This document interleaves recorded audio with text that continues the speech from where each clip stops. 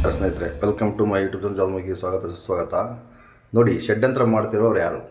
ಚಿನ್ನಯ್ಯ ಮೊದಲು ಏನು ಹೇಳಿದ್ದ, SIT ತನಗಿಂತ ಮುಂಚೆ 2 ವರ್ಷದ ಹಿಂದೆ ಬಂದು ಏನು ಹೇಳಿದ್ದ, ಈಗೇನು ಮಾಡ್ತಾ ಇದ್ದಾನೆ? ನನ್ನ ಹೆಸರು ಚಿನ್ನ ಅಂತ ಕರೀತಾರೆ. ನಾನು ಮೂಲತಃ ಚೆನ್ನೈ ಮೂಲದವನಾಗಿರ್ತೇನೆ.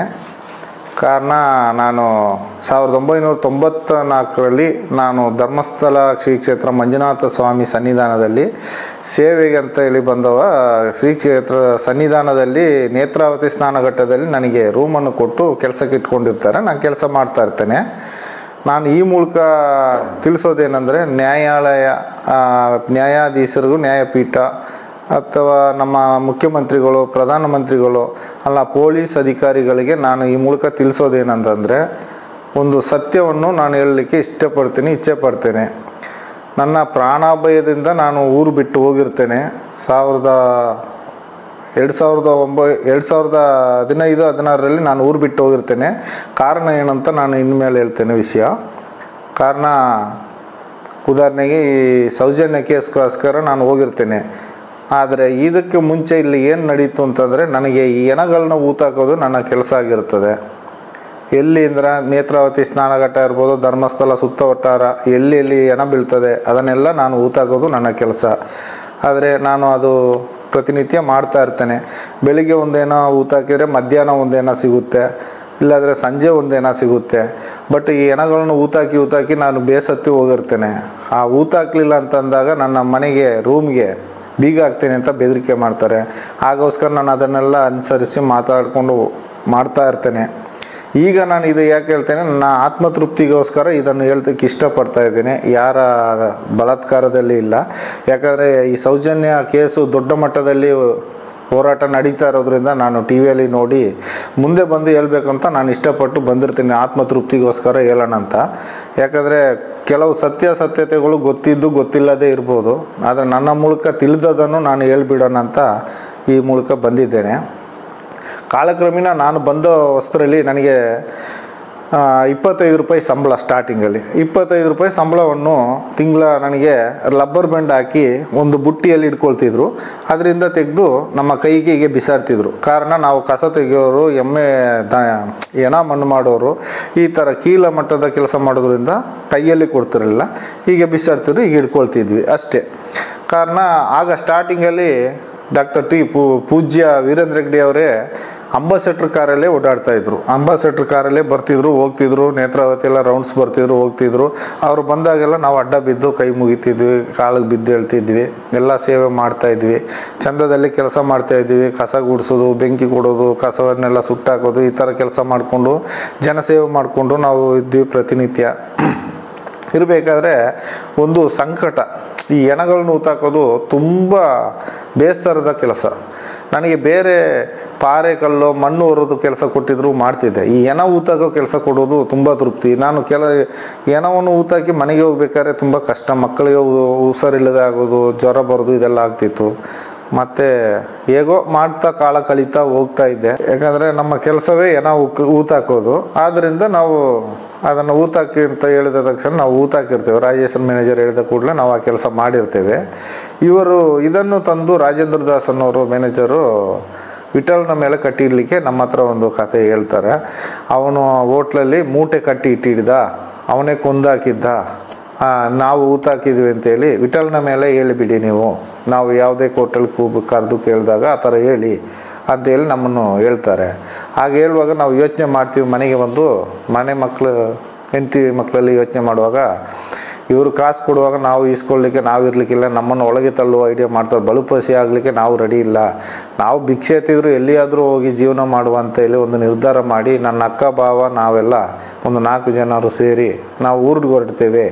ನಮ್ಮ ಊರಿನಲ್ಲಿ ಯಾವುದಾದ್ರೂ ಕೆಲಸ ಮಾಡ್ಕೊಂಡು ಹೋಗ್ತೇವೆ, ನಮಗೆ ಊರಿನಲ್ಲಿ ಇಷ್ಟ ಇರಲಿಕ್ಕೆ ಹೋಗ್ತೇವೆ ಅಂತೇಳಿ ಹೊರಡಬೇಕಾದ್ರೆ ನಮಗೆ ಒಂದು ಜೀವನ ಮೂಲ ಅಂತ ಹೇಳಿ ಒಂದು ಮೂಲ ವೇತನ ಅಂತ ಕಾಸು ಇಟ್ಕೊಳ್ತಾರೆ ಸಂಬಳದಲ್ಲಿ ಕೊಡಬೇಕಾದ್ರೆ.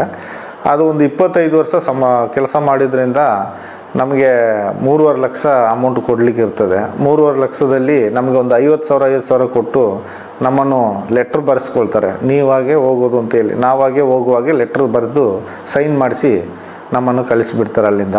ಯಾಕಂದರೆ ಮೇಲ್ನೋಟಕ್ಕೆ ನಾವು ಏನೇ ತಿಳ್ಕೊಂಡ್ರು ಅಲ್ಲಿ ಏನು ನಡೀತದೆ ಅಂತ ಗೊತ್ತಾಗಲ್ಲ. ಯಾಕಂದರೆ ನಾನು ಹೆಣಗಳು ಊತಾಕೋದು ಈ ಥರ ಚಟುವಟಿಕೆ ಮತ್ತು ಏನಾದರೂ ಗಲಾಟೆ ಆದಾಗ ಅವರೊಟ್ಟಿಗೆ ಸೇರಿಕೊಳ್ಳೋದು ಎಲ್ಲ ಕೆಲಸ ಮಾಡೋದ್ರಿಂದ ನನಗೆ ಫುಲ್ ಫ್ರೀಯಾಗೇ ಬಿಟ್ಟಿರ್ತಾರೆ. ನಾನು ದೇವಸ್ಥಾನದಲ್ಲಿ ಹೋಗೋದು ಅಲ್ಲಿ ಇಲ್ಲಿ ಏನು ಕೆಲಸ ಮಾಡಿದ್ರು ನಾನು ಎಲ್ಲ ಕಡೆ ಅಲೌಡ್ ಇರುತ್ತೆ ನನಗೆ. ಹಾಗಾಗಿ ಈಗ ಮಾಡ್ತಾ ಇರಬೇಕಾದ್ರೆ ಅಲ್ಲಿ ಹೆಣಗಳು ಬೀಳ್ತಾಯಿದ್ವು ಅಂತಂದರೆ ಸುಮ್ಮನೆ ಒಂದು ಬೀಳ್ತಾ ಇರಲಿಲ್ಲ. ಹೆಣ್ಮಕ್ಳು ಅತಿ ಹೆಚ್ಚಿನ ಸಂಖ್ಯೆಯಲ್ಲಿ ಅವರೇ ಸಾಯ್ತಾಯಿದ್ರು ಹೆಣ್ಮಕ್ಳು. ಕಾರಣ ಚಡ್ಡಿ ಇರಲಿಲ್ಲ, ಒಳಗಡೆ ಚಡ್ಡಿ ಇರಲಿಲ್ಲ, ಮೇಲ್ಗಡೆ ಪೆಟಿಕೋಟ್ ಮಾತ್ರ ಇರ್ತಾಯಿತ್ತು, ಡ್ರೆಸ್ ಇರ್ತಿರಲಿಲ್ಲ. ಮತ್ತು ಸಾಲೆ ಬುಕ್ಕು ಈ ಥರ ಕೆಲವೊಂದು ಜಾಗದಲ್ಲಿತ್ತು. ಅದನ್ನು ನಾವು ಗುಂಡಿಲೇ ಹಾಕಿ ಮಣ್ಣು ಮಾಡಿದ್ದೀವಿ. ಕಾರಣ ಅಂದರೆ ಕೆಲವೊಂದು ಡೆಡ್ ಬಾಡಿಗಳಿಗೆ ಪೊಲೀಸ್ನವರೇ ಬರೋದಿಲ್ಲ. ಯಾಕಂದರೆ ಇವರು ಮಾಹಿತಿ ಕಚೇರಿ ಸಿಬ್ಬಂದಿಯವರು ಹೇಳಿ ಕಳಿಸಿದರೆ ಮಣ್ಣು ಮಾಡಿ ಬರಬೇಕು ನಮ್ಮ ಕೆಲಸ. ಅವ್ರು ತೋರಿಸಿದ್ದು ನಾವು ಮಾಡೋದು ಅಷ್ಟೇ ನಮ್ಮ ಕೆಲಸ. ಯಾಕಂದ್ರೆ ನಾವು ಮಾಡಲಿಲ್ಲ ಅಂದರೆ ನಮಗೆ ಅವರು ಬೈತಾ ಇರ್ತಾರೆ. ಯಾಕಂದರೆ ರೂಮ್ ಬೀಗ ಹಾಕ್ತೀವಿ, ಹಾಗೆ ಟಾರ್ಚಲ್ಲಿ ಇರ್ತದೆ. ನಮ್ಮ ಕೆಲಸ ಅದಾಗಿರೋದ್ರೆ ನಮ್ಗೆ ಮುಗಿದ್ರೆ ಸಾಕು, ನಾವು ನೆಮ್ಮದಿಯಾಗಿರ್ಬೋದು ಅಂತೇಳಿ ನಾವು ಹೋಗಿ ಗುಂಡಿ ತೆಗೆಯೋದು, ಮಣ್ಣು ಹಾಕೋದು, ಬರೋದು ನಮ್ಮದು ಈ ಕೆಲಸ. ಹಾಗಾದರೆ ಕೆಲವೊಂದು ರಸ್ತೆ ಬದಿಯಲ್ಲಿ ಅಲ್ಲಿ ಇಲ್ಲೆಲ್ಲ ತುಂಬ ಹಾಕಿದ್ದೇನೆ. ಯಾಕಂದರೆ ಎಲ್ಲೆಲ್ಲಿ ಹೆಣ ಹಾಕಿದ್ದೇನೆ ಅಂತ ನನಗೇನೆ ಗೊತ್ತು. ಹೆಣ ಹಾಕಿದವ ನಾನು ಅದನ್ನು ತೋರಿಸ್ಲಿಕ್ಕೆ ಮುಂದೆ ಬರ್ತೀನಿ. ಕಾರಣ ಏನಂದರೆ ಈಗ ಈ ಸೌಜನ್ಯ ಕೇಸಿಂದ ಅದನ್ನೆಲ್ಲ ತೆಗಿತಾರೆ ಅಂತ ವಿಷಯ ತಿಳ್ಕೊಂಡೆ. ಹಾಗೆ ತಿಳ್ಕೊಂಡು ನಾನು ಊತ ಹಾಕಿದ್ದನ್ನು ನಾನೇ ತೋರಿಸುವ ಮುಂದೆ ನಿಂತು. ಯಾಕಂದ್ರೆ ನಾನೇ ಊತ ಹಾಕಿದ್ದಲ್ವ, ನನಗೆ ಆ ಜಾಗ ಎಲ್ಲ ಗೊತ್ತಿದೆ, ತೋರಿಸುವ ಅಂತ ನಾನೊಂದು ಈ ಮೂಲಕ ತಿಳಿಸೋಕ್ಕೆ ಇಷ್ಟಪಡ್ತೀನಿ. ಮತ್ತು ಇನ್ನೊಂದು ಏನಪ್ಪ ಅಂತಂದರೆ ಅಲ್ಲಿ ದೊಡ್ಡ ವಿಷಯ ಒಂದು ನಡೀತು ಈ ಸೌಜನ್ಯ ಕೇಸಿನಿಂತ ಮುಂಚೆ. ಅದು ಜನಗಳಿಗಿಂತ ಪೊಲೀಸ್ನವ್ರಿಗೆ ಗೊತ್ತಿಲ್ಲ. ಕಾರಣ ಏನಂದರೆ ಅಲ್ಲಿ ಒಬ್ಬರು ಆನೆ ಮಾವುತರಿದ್ದರು. ಆನೆ ಮಾವುತ ನಾರಾಯಣ ಸಪಾಳಿ ಅಂತ ಇದ್ದರು. ಯಮನ ಗಂಗಾ ಅಂತ ಒಬ್ಬರಿದ್ದರು. ಅವರ ತಂಗಿನ ರಾಜೇಂದ್ರ ರೈ ಅಂತ ಒಬ್ಬರು ಗಾರ್ಡನ್ ಸೂಪರ್ವೈಸರು. ಅವರು ತುಂಬಾ ಲೈನ್ ಹೊಡಿತಾಯಿದ್ರು, ನನ್ನ ಮುಂದೆನೇ ಲೈನ್ ಹೊಡಿತಾಯಿದ್ರು. ಕಾರಣ ನಾನು ಅದನ್ನು ಕಂಡುಕೊಳ್ಳಲ್ಲ. ಯಾಕಂದರೆ ಅವರು ಒಬ್ಬರು ಸೂಪರ್ವೈಸರೇ ಈ ಥರ ಮಾಡ್ತಾರೆ. ನಾವು ಕಸ ಗುಡಿಸೋರು, ನಮಗೆ ಅದಕ್ಕೆ ಸಂಬಂಧ ಇಲ್ಲ. ಏನು ಎಟ್ಟಿದ ವಿಷಯ, ಅವ್ರಿಗೆ ಮದುವೆ ಆಗಿಲ್ಲ, ಹಾಗೆ ಹೀಗೆ ಈಯಾಡಿಸೋದು, ನಮ್ಮ ಇದರಲ್ಲೆಲ್ಲ ಹೇಳ್ಕೊಳ್ಳೋದು, ಮತ್ತು ಗಾರ್ಡನಲ್ಲೆಲ್ಲ ಅವ್ರನ್ನ ಚುಡಾಯಿಸೋದೆಲ್ಲ ಮಾಡ್ತಾಯಿದ್ರು. ಅವಳು ಕೆಲಸ ಸಿಮೆಂಟ್ ಕಳಿಸ್ಕೊಡೋದು, ಈ ಗಾರೆ ಮೇಸ್ತ್ರಿ ಹೆಲ್ಪರ್ ಕೆಲಸ ಮಾಡ್ಕೊಂಡಿದ್ಲು. ನಾರಾಯಣ ಸಪಾಳಿನ ದೇವಸ್ಥಾನಕ್ಕೆ ಬರ್ತಾಯಿದ್ದ, ಅಲ್ಲಿ ಅಶ್ವತ್ಥ ಕಟ್ಟೆಯನ್ನು ಸುತ್ತಾ ಇದ್ದ. ನಮಗೆ ಗೊತ್ತಿಲ್ಲ. ನಾವು ಏನು ತಿಳ್ಕೊಂಡ್ವಿ ಅಂದರೆ ಮ್ಯಾನೇಜರ್ ಹೇಳೋದು, ಅವನನ್ನು ಅವನನ್ನು ಹೊಡೆದು ಓಡಿಸು ಅಂತ. ನಾವು ಮತ್ತು 4 ಜನ ರೂಮ್ ಬೈನವರೆಲ್ಲ ಹೋಗೋದು, ಸರಿ ಹೊಡಿಯೋದು, ಕಾಲಿನ ಮಂಡಿಗೆ ಕೇಳೆ ಹೊಡಿಯೋದು, ಸಖತ್ತಾಗಿ ಹೊಡೆದು ಓಡಿಸ್ತಾ ಇದ್ವಿ. ಪಾಪ ಬೈಕು ಓಡ್ತಾ ಇದ್ದ. ಮತ್ತು ರಿಕ್ಷಾದವ್ರು ಹೇಳ್ತಾಯಿದ್ರು, ಅವ ಹುಚ್ಚಲ್ಲ ಮಾರೆ, ಅವ ಇಲ್ಲಿ ಅವನೇ ಮಾವುತ, ಅವನದು ಜಾಗ ಎಲ್ಲ ಇದೆ, ಅವ ಇಲ್ಲೇ ಸ್ವಂತ ಮನೆ ಇದೆ ಮಾರೆ, ಅವನನ್ನು ಯಾಕೆ ಓಡಿಸ್ತೀನಿ ಅಂತ ರಿಕ್ಷಾದವ್ರು ಹೇಳುವಾಗ ಮತ್ತೆ ಗೊತ್ತಾಯಿತು ನಮಗೆ ಇವ್ರನ್ನವನು ಅಂತ. ಮತ್ತು ಮಾವುತ ಅಂತ ಆಗ ಗೊತ್ತು ನಮಗೆ. ಮ್ಯಾನೇಜರ್ ಹೇಳಿದ್ದು ಅವನು ಹುಚ್ಚ, ಅವನನ್ನು ಒಳಗೆ ಬಿಡಬಾರ್ದು, ಓಡಿಸು ಅಂತ ಹೇಳ್ತಿದ್ರು.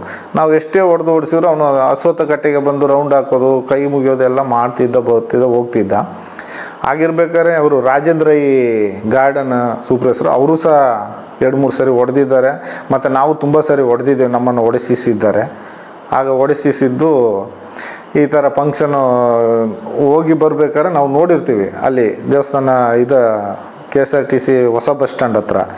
ಮತ್ತೆ ಬರಬೇಕಾದ್ರೆ ಮರುದಿವಸ ಕೊಲೆ ಆಗಿರುತ್ತೆ. ಕಾರಣ ಏನಂದರೆ ಇವರು ರಾಜೇಂದ್ರ ಈ ಟೀಮು ಸೇರ್ಕೊಂಡ್ಬಿಟ್ಟಿರುತ್ತೆ. ಕಾರಣ ಅದು ನಮಗೆ ಕಿವಿ ಮಾತು ಬಂದಿದೆ, ನಾವು ನೋಡಲಿಲ್ಲ ಅಂದರೂ ಅದು ಸತ್ಯ, ಅಪ್ಪಟ ಸತ್ಯ, ಖಚಿತವಾದ ಸತ್ಯ ಅದು. ಯಾಕಂದರೆ ಇವರು ಅವ್ರ ಮೇಲೆ ಕಣ್ಣಿತ್ತು ಫಸ್ಟೇ. ಯಾಕಂದರೆ ಮೊದಲೇ ಆ ಜಾಗ ಖಾಲಿ ಮಾಡಿಸ್ಲಿಕ್ಕೆ ಇವರನ್ನು ಓಡಿಸ್ತಾ ಇದ್ರು. ಯಾರು, ನಮ್ಮ ಹರ್ಷೇಂದ್ರ ಕುಮಾರ್ ಸನ್ನದನಿಗಳು. ಆದರೆ ಇವರು ಹೋಗ್ತಿರ್ಲಿಲ್ಲ. ಎಷ್ಟೇ ಗಡಿ ಬಿಡಿದ್ರು ಇವರು ಮಕ್ಕಳು ಮರಿ ಯಾರು ಅಲ್ಲಿ ಇರ್ತಿರ್ಲಿಲ್ಲ. ಅವ್ರು ಮಾತ್ರ ಅಣ್ಣ ತಂಗಿ ಇಬ್ಬರೇ ಇರ್ತಾ ಇದ್ದದ್ದು. ಜಾಗ ಇತ್ತು. ಮತ್ತು ಅವರು ಗಾರೆ ಕೆಲಸಕ್ಕೆ ಹೋಗಿ ಬಂದು ಅದರಲ್ಲಿ ಜೀವನ ಮಾಡ್ತಾಯಿದ್ರು. ಇವರು ಪಾಪ ತಲೆಗಿಲೆ ಬಾಚ್ಕೊಂಡು ವೈಟ್ ಸಟ್ಟೆ ಪಂಚೆ ಉಟ್ಕೊಂಡು ಸುಮ್ಮನೆ ರೌಂಡ್ ಹೊಡಿಯೋದು, ಬರೋದು, ಹೋಗ್ತಾ ಇದ್ದರು. ಸ್ವಲ್ಪ ಮಾನಸಿಕ ಆ ಥರ ಇದ್ದರು ಅವರು. ಯಾರು, ಸಫಲ ನಾರಾಯಣ ಅನ್ನೋರು. ಅದರ ನಂತರ ಇವರನ್ನು ರಾಜೇಂದ್ರ ಒಂದು 2-3 ಜನ ಕೂಡ ಅಂದರೆ ಉದಯ್ ಜೈನ್ ಈ ಟೈಪು ಒಂದು 2-3 ಜನನು ಒಟ್ಟಿಗೆ ಸೇರಿಸ್ಕೊಂಡು ನೈಟ್ ಹೋಗಿರ್ತಾರೆ. ಆಕೆನ ಅತ್ಯಾಚಾರ ಮಾಡಿರ್ತಾರೆ. ಇದು ನಮಗೆ ಗಮನಕ್ಕೆ ಬಂತು. ಅದನ್ನು ನಾವು ಬಾಯಿ ಬಿಡಲಿಕ್ಕೆ ಭಯ, ನಾವು ಎಲ್ಲಿ ಹೇಳಲಿಲ್ಲ. ಅದು ಮಾಡಿ ಅವರು ಆ ಟೈಮ್ಗೆ ಅಣ್ಣ ಎಂಟ್ರಿ ಆಯ್ತಾನೆ, ನಾರಾಯಣ ಸಪ್ಪಾಳೆ, ಅವನು ಹೊಡೆದು ಬಿಡ್ತಾರೆ. ಹೊಡೆದ್ಬಿಟ್ಟು ಪೆಟ್ಟಿ ಇರ್ತದೆ, ಕಬ್ಬಿಣದ ಪೆಟ್ಟಿಗೆ, ಅದನ್ನು ಬಿಚ್ಚಿ ತಗೊಂಡೋಗಿ ಅಷ್ಟು ದೂರದಲ್ಲಿ ಬೈಲಲ್ಲಿ ಬಿಸಾಡಿರ್ತಾರೆ. ಚಿನ್ನದ ಓಳೆ, ಬೆಂಡೋಳೆ ಇರುತ್ತೆ, ಅದನ್ನು ಅಲ್ಲಿ ಬಿಸಾಡ್ತಾರೆ. ನಾವು ಅರ್ಲಿ ಮಾರ್ನಿಂಗ್ ನಾವು ಕೆಲಸಕ್ಕೆ ಹೋಗ್ಬೇಕಾದ್ರೆ ಈ ಥರ ನ್ಯೂಸ್ ಅಂತ ಓಡೋಗಿ ನೋಡ್ತೇವೆ. ಆದರೆ ಅವರು ಎಲ್ಲ ಉತ್ಪತ್ತಿ ಮಾಡ್ತಾರೆ, ದೃಷ್ಟಿ ಮಾಡ್ತಾರೆ, ಎಲ್ಲ ರೂಂಬೈನವ್ರಿಗೆಲ್ಲ ಹೇಳಿ ಕೊಟ್ಟಿರ್ತಾರೆ ಅಷ್ಟೊತ್ತಿಗೆಲ್ಲ. ಕಳ್ಳರು ಬಂದಿದ್ರು ಅಂತ. ಕಳ್ಳರು ಬಂದರೆ ಚಿನ್ನ ತಗೊಂಡು ಓಡ್ತಾರೆ. ಅಲ್ಲಿ ಚಿನ್ನ ಅಲ್ಲೇ ಇತ್ತು, ಬೆಂಡೋಳೆಲ್ಲ ಅಲ್ಲೇ ಬಿದ್ದಿತ್ತು, ಆದರೆ ಏನೂ ಮುಟ್ಲಿಲ್ಲ. ಪೊಲೀಸ್ ನಾಯಿ ಬಂತು, ನಾಯಿ ಆ ಬೈಲಲ್ಲಿ ಒಂದು ರೌಂಡ್ ಹೋಗಿ ಬಂದು ಹೊಸ ಬಸ್ ಸ್ಟ್ಯಾಂಡ್ ಹತ್ರ ನಿಂತು ಸುಮ್ಮನೆ ಆಯಿತು. ಅಂದರೆ ಅಲ್ಲಿಗೆ ಕಳ್ಳ ಹೊಂಟೋದ ಅಂತೇಳಿ ಕತೆ ಕಟ್ಬಿಟ್ರು ಕಳ್ಳರು ಅಂತೇಳಿ. ಅದು ಮಾಡಿದೆಲ್ಲ ರಾಜೇಂದ್ರ ರೈಯೇ ಮಾಡಿದ್ದು ಅಂತ ಎಲ್ಲ ಅಪ್ಪಟ ಪ್ರಚಾರ ಆಗಿದೆ. ಒಂದು ಹೇಳೋದಂದ್ರೆ ಏನಂದರೆ, ಇದು ಸತ್ಯ ಸಂಗತಿ ವಿಷಯ. ಏನ ಬಿದ್ದಿದೆ ಅನ್ನೋದು ಅವ್ರಿಗೆ ಮಾಹಿತಿ ಗೊತ್ತಿರುತ್ತೆ, ಅವ್ರಿಗೆ ಮಾಹಿತಿ ಕಚೇರಿಯವರಿಗೆ ಗೊತ್ತಿರುತ್ತೆ. ಅವರು ಫಸ್ಟೇ ನನಗೆ ಹೇಳಲ್ಲ, 1-2 ದಿವಸ ವೆಯ್ಟ್ ಮಾಡಿಸ್ತಾರೆ. ಕಾರಣ ಅವ್ರು ಫಸ್ಟೇ ಹೇಳಿದರೆ ಫ್ರೆಶ್ ಆಗಿ ಹೋಗುತ್ತೆ ಅಂತ. ಆ ಏನ ಕೊಳ್ತು ಸ್ವಲ್ಪ ಸ್ಮೆಲ್ ಬರುವಾಗ ಯಾರೋ ಬಂದು ಹೇಳುವಾಗೆ ನ್ಯೂಸ್ ತಗೊಳ್ತಾರೆ. ನ್ಯೂಸ್ ಅಂದರೆ ಯಾರೋ ಯಾತ್ರಿಕರು ಹೇಳಿದ್ರು ಅಲ್ಲಿ ಸ್ಮೆಲ್ ಬರ್ತಾ ಇದೆ ಅಂತ, ಹೋಗಿ ನೋಡಿದ್ದಾರೆ, ಏನ ಇದೆ, ಹೋಗಿ ಮಣ್ಣು ಮಾಡು ಅಂತ ಹೇಳ್ತಾರೆ. ಅಲ್ಲಿ ಮಣ್ಣು ಮಾಡಲಿಕ್ಕೆ ಹೋಗುವಾಗ ನಮಗೆ ಆ ಬಟ್ಟೆಯನ್ನು ಅರಿದು ತಗೊಂಡು ಬರ್ಲಿಕ್ಕೆ ಹೇಳ್ತಾರೆ. ಅದನ್ನು ಅರಿಲಿಕ್ಕೆ ಅಷ್ಟು ಸ್ಮೆಲ್ ಇರುತ್ತೆ, ಅದನ್ನು ವಾಸ ಮಾಡಲಿಕ್ಕೆ ಆಗೋದಿಲ್ಲ. ಕಾರಣ ನಾವೇನು ಮಾಡ್ತೀವಿ, ಅದನ್ನು ಹಾಗೇ ಗುಂಡಿ ತೆಗೆದು ಮಣ್ಣಿಗೆ ಹಾಕ್ತೇವೆ. ಹಾಕಿ ಪಕ್ಕದಲ್ಲಿ ಯಾವುದಾದ್ರೂ ಒಂದು ಬಟ್ಟೆ ಇದ್ದರೆ, ಆ ನದಿ ಪಕ್ಕದಲ್ಲಿ ಏದೋ ಒಂದು ಬಟ್ಟೆ ಇರುತ್ತೆ, ಅದನ್ನು ತಗೊಂಡೋಗಿ ನಾವು ಅಲ್ಲಿಗೆ ಕೊಡ್ತೇವೆ ಪೊಲೀಸ್ನವ್ರಿಗೆ. ಹಾಗೆ ಮಾಡ್ತೀವಿ. ಅಂದರೆ ಪೊಲೀಸ್ನವರು ಅಲ್ಲಿಗೆ ಬಂದು ಸ್ಪಾಟ್ ನೋಡೋದಿಲ್ಲ. ಬಟ್ ನೋಡಿದ್ರು ಅವ್ರು ಏನು ಹೇಳೋಕ್ಕಾಗಲ್ಲ, ನೀವು ಹೊರಗೆ ಏನು ಹೇಳ್ಬೇಡ ಮಾರೆ, ಮಣ್ಣಾಕು, ನಿನ್ನಷ್ಟು ನೀನು ಹೋಗು ಅಷ್ಟೇ ಹೇಳ್ತಾರೆ. ಮತ್ತು ಅದೆಲ್ಲ ಮಾಡ್ತಾಯಿದ್ರು. ಇದು ನಡೆದ ಸಂಗತಿ. ಮತ್ತು ಎನಗಳೆಲ್ಲ ನಾವು ಮೊದಲೆಲ್ಲ ಈ ಅಂಬಾಸೆಡರ್ ಕಾರಲ್ಲಿ ತೊಗೊಂಡು ಹೋಗ್ತಾಯಿದ್ವಿ. ಅಂಬಾಸೆಡರ್ ಕಾರಲ್ಲಿ ತೊಗೊಂಡು ಹೋಗ್ಬೇಕಾದ್ರೆ ಒಬ್ಬರು ಡ್ರೈವರ್ ಮುಖ ತೋರಿಸ್ಮಾರೆ ನೋಡು ಅಂತ ಹೇಳಿದರು. ನಾನು ಸುಮ್ಮನೆ ಉದಾಹರಣೆಗೆ ಹಿಂದೆಗಡೆ ಬಾನೆಟ್ ಇದಿದೆ ನೋಡಿ, ಅದರಲ್ಲೇ ಹಾಕೋದು ಏನವನ್ನು, ಅದನ್ನು ತೆಗೆದು ತೋರಿಸಿದ್ದಕ್ಕೆ ಪೊಲೀಸ್ನವರು ನನ್ನನ್ನು ಬೈದರು. ನೀನು ಯಾರು ಪರ್ಮಿಷನ್ ಹೇಳಿದೆ, ಯಾಕೆ ಮರಿ ಈಗೆಲ್ಲ ಪಬ್ಲಿಕ್ ಮಾಡ್ತೀಯಾ, ತೋರಿಸ್ತೀಯಾ, ನೀನು ತೋರಿಸ್ಬಾರ್ದು ಹಾಗೆ ಅಂತ ಬೈದರು. ಅದು ತೋರಿಸಿದ್ದು ತಪ್ಪು ನಮ್ಮದು. ಯಾಕಂದರೆ ಅದು ಯಾರಾದರೂ ಸಂಬಂಧಿಕರಿದ್ದರೆ ಗೊತ್ತಿದ್ದರೆ ನೋಡಿದ್ರೆ ಯಾರಾದರೂ ಪರಿಚಯ ಹೇಳ್ತಾರೆ ಅಂತ ನಾನು ಮನದಾಳದಿಂದ ತೋರಿಸ್ಬಿಟ್ಟೆ. ಅದು ನನ್ನನ್ನು ಬೈದುಬಿಟ್ರು. ಆನಂತರ ಏನಂದರೆ ಸಸ್ಪೆನ್ಸಲ್ಲಿ ಅದು ಡಿಕ್ಕಿಲಿ ಹಾಕೋದು, ಎಲ್ಲಾದರೂ ಒಂದು ಕಾಡು ಪ್ರದೇಶ ಇರೋ ತಕ್ಕ ತೊಗೊಂಡೋಗಿ ಹಾಕೋದು. ಮತ್ತು ಧರ್ಮಸ್ಥಳದಲ್ಲಿ ಹೊಸ ಬಸ್ ಸ್ಟ್ಯಾಂಡ್ ಆಗುವ ಮುಂಚೆ ಹಳೆ ಬಸ್ ಸ್ಟ್ಯಾಂಡ್ ಇತ್ತು, ಅಣ್ಣಪ್ಪ ಸ್ವಾಮಿ ಬೆಟ್ಟದ ಎದುರುಗಡೆ ಇತ್ತು. ಆ ಬೆಟ್ಟದಲ್ಲಿ ಕೆಲವು ಭಿಕ್ಷುಕರು ಎಲ್ಲ ಇರ್ತಾಯಿದ್ರು. ಕಾರಣ ಭಿಕ್ಷುಕರು ಧರ್ಮಸ್ಥಳದಲ್ಲಿ ಇದ್ದರೆ ಉದ್ದೇಶ, ಇಲ್ಲಿ ಮ್ಯಾನೇಜ್ಮೆಂಟು ನಮಗೆ ಹೇಳಿದ್ದು, ಧರ್ಮಸ್ಥಳ ಅಂದರೆ ಧರ್ಮದಲ್ಲಿ ಯಾರೂ ಇಲ್ಲ, ಧರ್ಮಸ್ಥಳದಲ್ಲಿ ಭಿಕ್ಷುಕರೇ ಇಲ್ಲ ಅನ್ನುವಂಥ ಭಾವನೆ, ಧರ್ಮಸ್ಥಳಕ್ಕೆ ಬರಬೇಕು ಅನ್ನೋದು ದೇವಸ್ಥಾನದ ಉದ್ದೇಶ, ದೇವಸ್ಥಾನ ನಿರ್ವಾಹ ಇಲ್ಲಿ ದೇವಸ್ಥಾನದ ಆಡಳಿತ ಉದ್ದೇಶ. ಆದ್ದರಿಂದ ಯಾವುದೇ ಭಿಕ್ಷುಕ ಬಂದ್ರೂ ಸರಿ ಅವನನ್ನು ಒಳ್ಳೆಯ ಮಾತಿನಲ್ಲಿ ಕಳಿಸೋದಿಲ್ಲ, ಸರಿ ಹೊಡೆಯೋದು, ಮೊಣಕಾಲಿಗೆ ಮಂಡಿಯಿಂದ ಕೆಳಗೆ ಹೊಡೆದು ಅವನನ್ನು ಮಾಹಿತಿ ಕಚೇರಿಯಿಂದ 30 ರೂಪಾಯಿ ಕಾಸನ್ನು ಈಸ್ಕೊಂಡು ಒಂದು ಸಕಲೇಶ್ಪುರ, ಒಂದು ಮಂಗಳೂರು, ಈ ಕಡೆಯಲ್ಲಿ ಆದರೂ ಕಳಿಸ್ಬಿಡ್ತಿದ್ವಿ. ಅವ್ರು ಹೋಗ್ತಾರೆ, ಮತ್ತೆ ಮರುದಿವಸ ಬರ್ತಾರೆ. ಅಂಥವ್ರನ್ನು ಮಾಹಿತಿ ಕಚೇರಿ ಸಿಬ್ಬಂದಿಯವರೇ ರಾತ್ರಿ ಹೊತ್ತು ಅವನನ್ನು ಟವಲ್ ಹಾಕೋದು, ಎಳೆದಾಡೋದು ಎಲ್ಲ ಮಾಡುವಾಗ ಅವನು ಸತ್ತೋಗ್ತಾನೆ. ಏನೋ ಮಧ್ಯರಾತ್ರಿಗೆಲ್ಲ ಯಾರು ಇಲ್ಲ, ಅವ್ರವ್ರಿಗೂ ಮಲಗಿರ್ತಾರೆ. ಅವನನ್ನು ಬೆಳಿಗ್ಗೆ 7 ಗಂಟೆ 8 ಗಂಟೆ ಆಗುವಾಗ ನಾವು ಡ್ಯೂಟಿಗೆ ಹೋಗುವಾಗ ಅಲ್ಲಿ ತರಕಾರಿ ಗಾಡಿ ಇರುತ್ತೆ, ಆ ಗಾಡಿಯಲ್ಲಿ ಅವನನ್ನು ಹಾಕೋದು, ಕೊಟ್ಟು ಆರೆ, ಅದನ್ನು ಗುದ್ಲಿ ಆರೆ ಅಂತ ಹೇಳ್ತೇವೆ ಕನ್ನಡದಲ್ಲಿ, ಇಲ್ಲಿ ತುಳುನಾಡಲ್ಲಿ ಕೊಟ್ಟು ಆರೆ ಅಂತಾರೆ. ಅದನ್ನು ಹಾಕ್ಕೊಂಡು ಒಂದು ಹಳೆ ಬಟ್ಟೆಯನ್ನು ಮೇಲೆ ಮುಚ್ಚಿ ತಗೊಂಡು ಹೋಗಿ ಒಂದು ಕಡೆ ಮಣ್ಣು ಮಾಡೋದು. ಈ ಥರ ಕೆಲಸ ನಾವು ಮಾಡೋದು. ಅದು ಮಣ್ಣು ಮಾಡುವಾಗ ಪೊಲೀಸ್ನವರು ಬರೋದಿಲ್ಲ. ಅವ್ರು ಪೊಲೀಸ್ಗೆ ಇನ್ಫಾರ್ಮೇಷನ್ ಕೊಟ್ಟಾಗಿದೆ, ನೀವು ಹೋಗಿ ಮಾಡಿ ಬನ್ನಿ ಅಂತ ಹೇಳ್ಬಿಡ್ತಾರೆ ಮಾಹಿತಿ ಕಚೇರಿಗೆ. ನಮಗೇನು ಮಣ್ಣು ಮಾಡೋದು ಕೆಲಸ, ಕೊಂಡೋಗಿ ಮಾಡಿ ಬರ್ತೀವಿ. ಈ ಥರ ಕೆಲಸ ದಿನನಿತ್ಯ ನಾವು ಅಲ್ಲಿ ಮಾಡ್ತಾ ಇರ್ತೀವಿ. ನಮ್ಮ ಕೆಲಸ ಉದ್ಯೋಗವೇ ಅದೇ ಇರುತ್ತೆ, ಬೇರೆ ಏನು ಮಾಡೋಕ್ಕಾಗಲ್ಲ. ನನಗೆ ಒಂದು ಆಸೆ ಬಂತು, ಯಾಕಂದರೆ ನಾನೇ ಊತಾಕಿರೋ ಜಾಗ ಇರೋದ್ರಿಂದ ನಾನು ತೋರಿಸುವ ಅನ್ನೋ ಕುತೂಹಲ ಮನಸ್ಸಿಂದ ಕೆಳರ್ತಾ ಇದೆ. ಯಾಕಂದರೆ ನನಗೆ ಎನ ಊತಾಕಿ ಮನಸ್ಸಲ್ಲಿ ಅದೇ ಎನದ ಚಿಂತೆ ಆಗಿಬಿಟ್ಟಿದೆ. ಸರಿ, ಇನ್ನು ಮುಂದೆ ಈಗ ನಾನು ತಿಳ್ಕೊಂಡು ಎಡೆಯಲ್ಲೊಂದು ಸರಿ ವಿಚಾರಿಸಿ ನೋಡಿದೆ, ಎನಗಳೇ ಬೀಳೋದಿಲ್ಲ ಅಂತೆ ಧರ್ಮಸ್ಥಳದಲ್ಲಿ. ನನಗೆ ತುಂಬ ಸಂತೋಷದ ಸುದ್ದಿ, ಹೀಗೆ ಇರ್ತಾಯಿದ್ರೆ ನಾನು ಇರ್ತಿದ್ನೆ ಅಂತ. ಈಗ ಎನಗಳೇ ಬೀಳೋದಿಲ್ಲಂತೆ. ಹಾಗಾಗಿ ಈಗ ನಾನು ಊತಾಕಿದ ಜಾಗ ಎಲ್ಲೆಲ್ಲಿ ಊತಾಕಿದ್ದೀನಿ ಎಲ್ಲ ನನಗೆ ಗೊತ್ತಿದೆ. ಹಾಗೆ ಎಲ್ಲಿಯಾದರೂ ಒಂದು ವೇಳೆ ಈ ಸಂಘ ಪರಿವರ್ತನೆಯಲ್ಲಿ ನ್ಯಾಯಾಲಯದಿಂದ ಒಂದು ಆದೇಶ ಬಂದರೆ ನಾನು ಖಂಡಿತ ಅದನ್ನು ತೋರಿಸ್ತೇನೆ ನಿಮಗೆ. ಎಲ್ಲೆಲ್ಲಿ ಹೆಣ ಊತಾಕಿದ್ದೀನಿ ಎಲ್ಲ ಹೆಣವನ್ನು ನಾನು ತೋರಿಸ್ತೇನೆ. ಈಗ ಹೆಣಗಳು ಬೀಳೋದಿಲ್ಲ ಅಂತೆ, ಸೌಜನ್ಯ ಕೇಸಿನ ನಂತರ ಹೆಣಗಳೇ ಬೀಳೋದಿಲ್ಲ ಅಂತ ನಾನು ಕೇಳಿದೆ, ವಿಷಯ ತಿಳಿಯಿತು.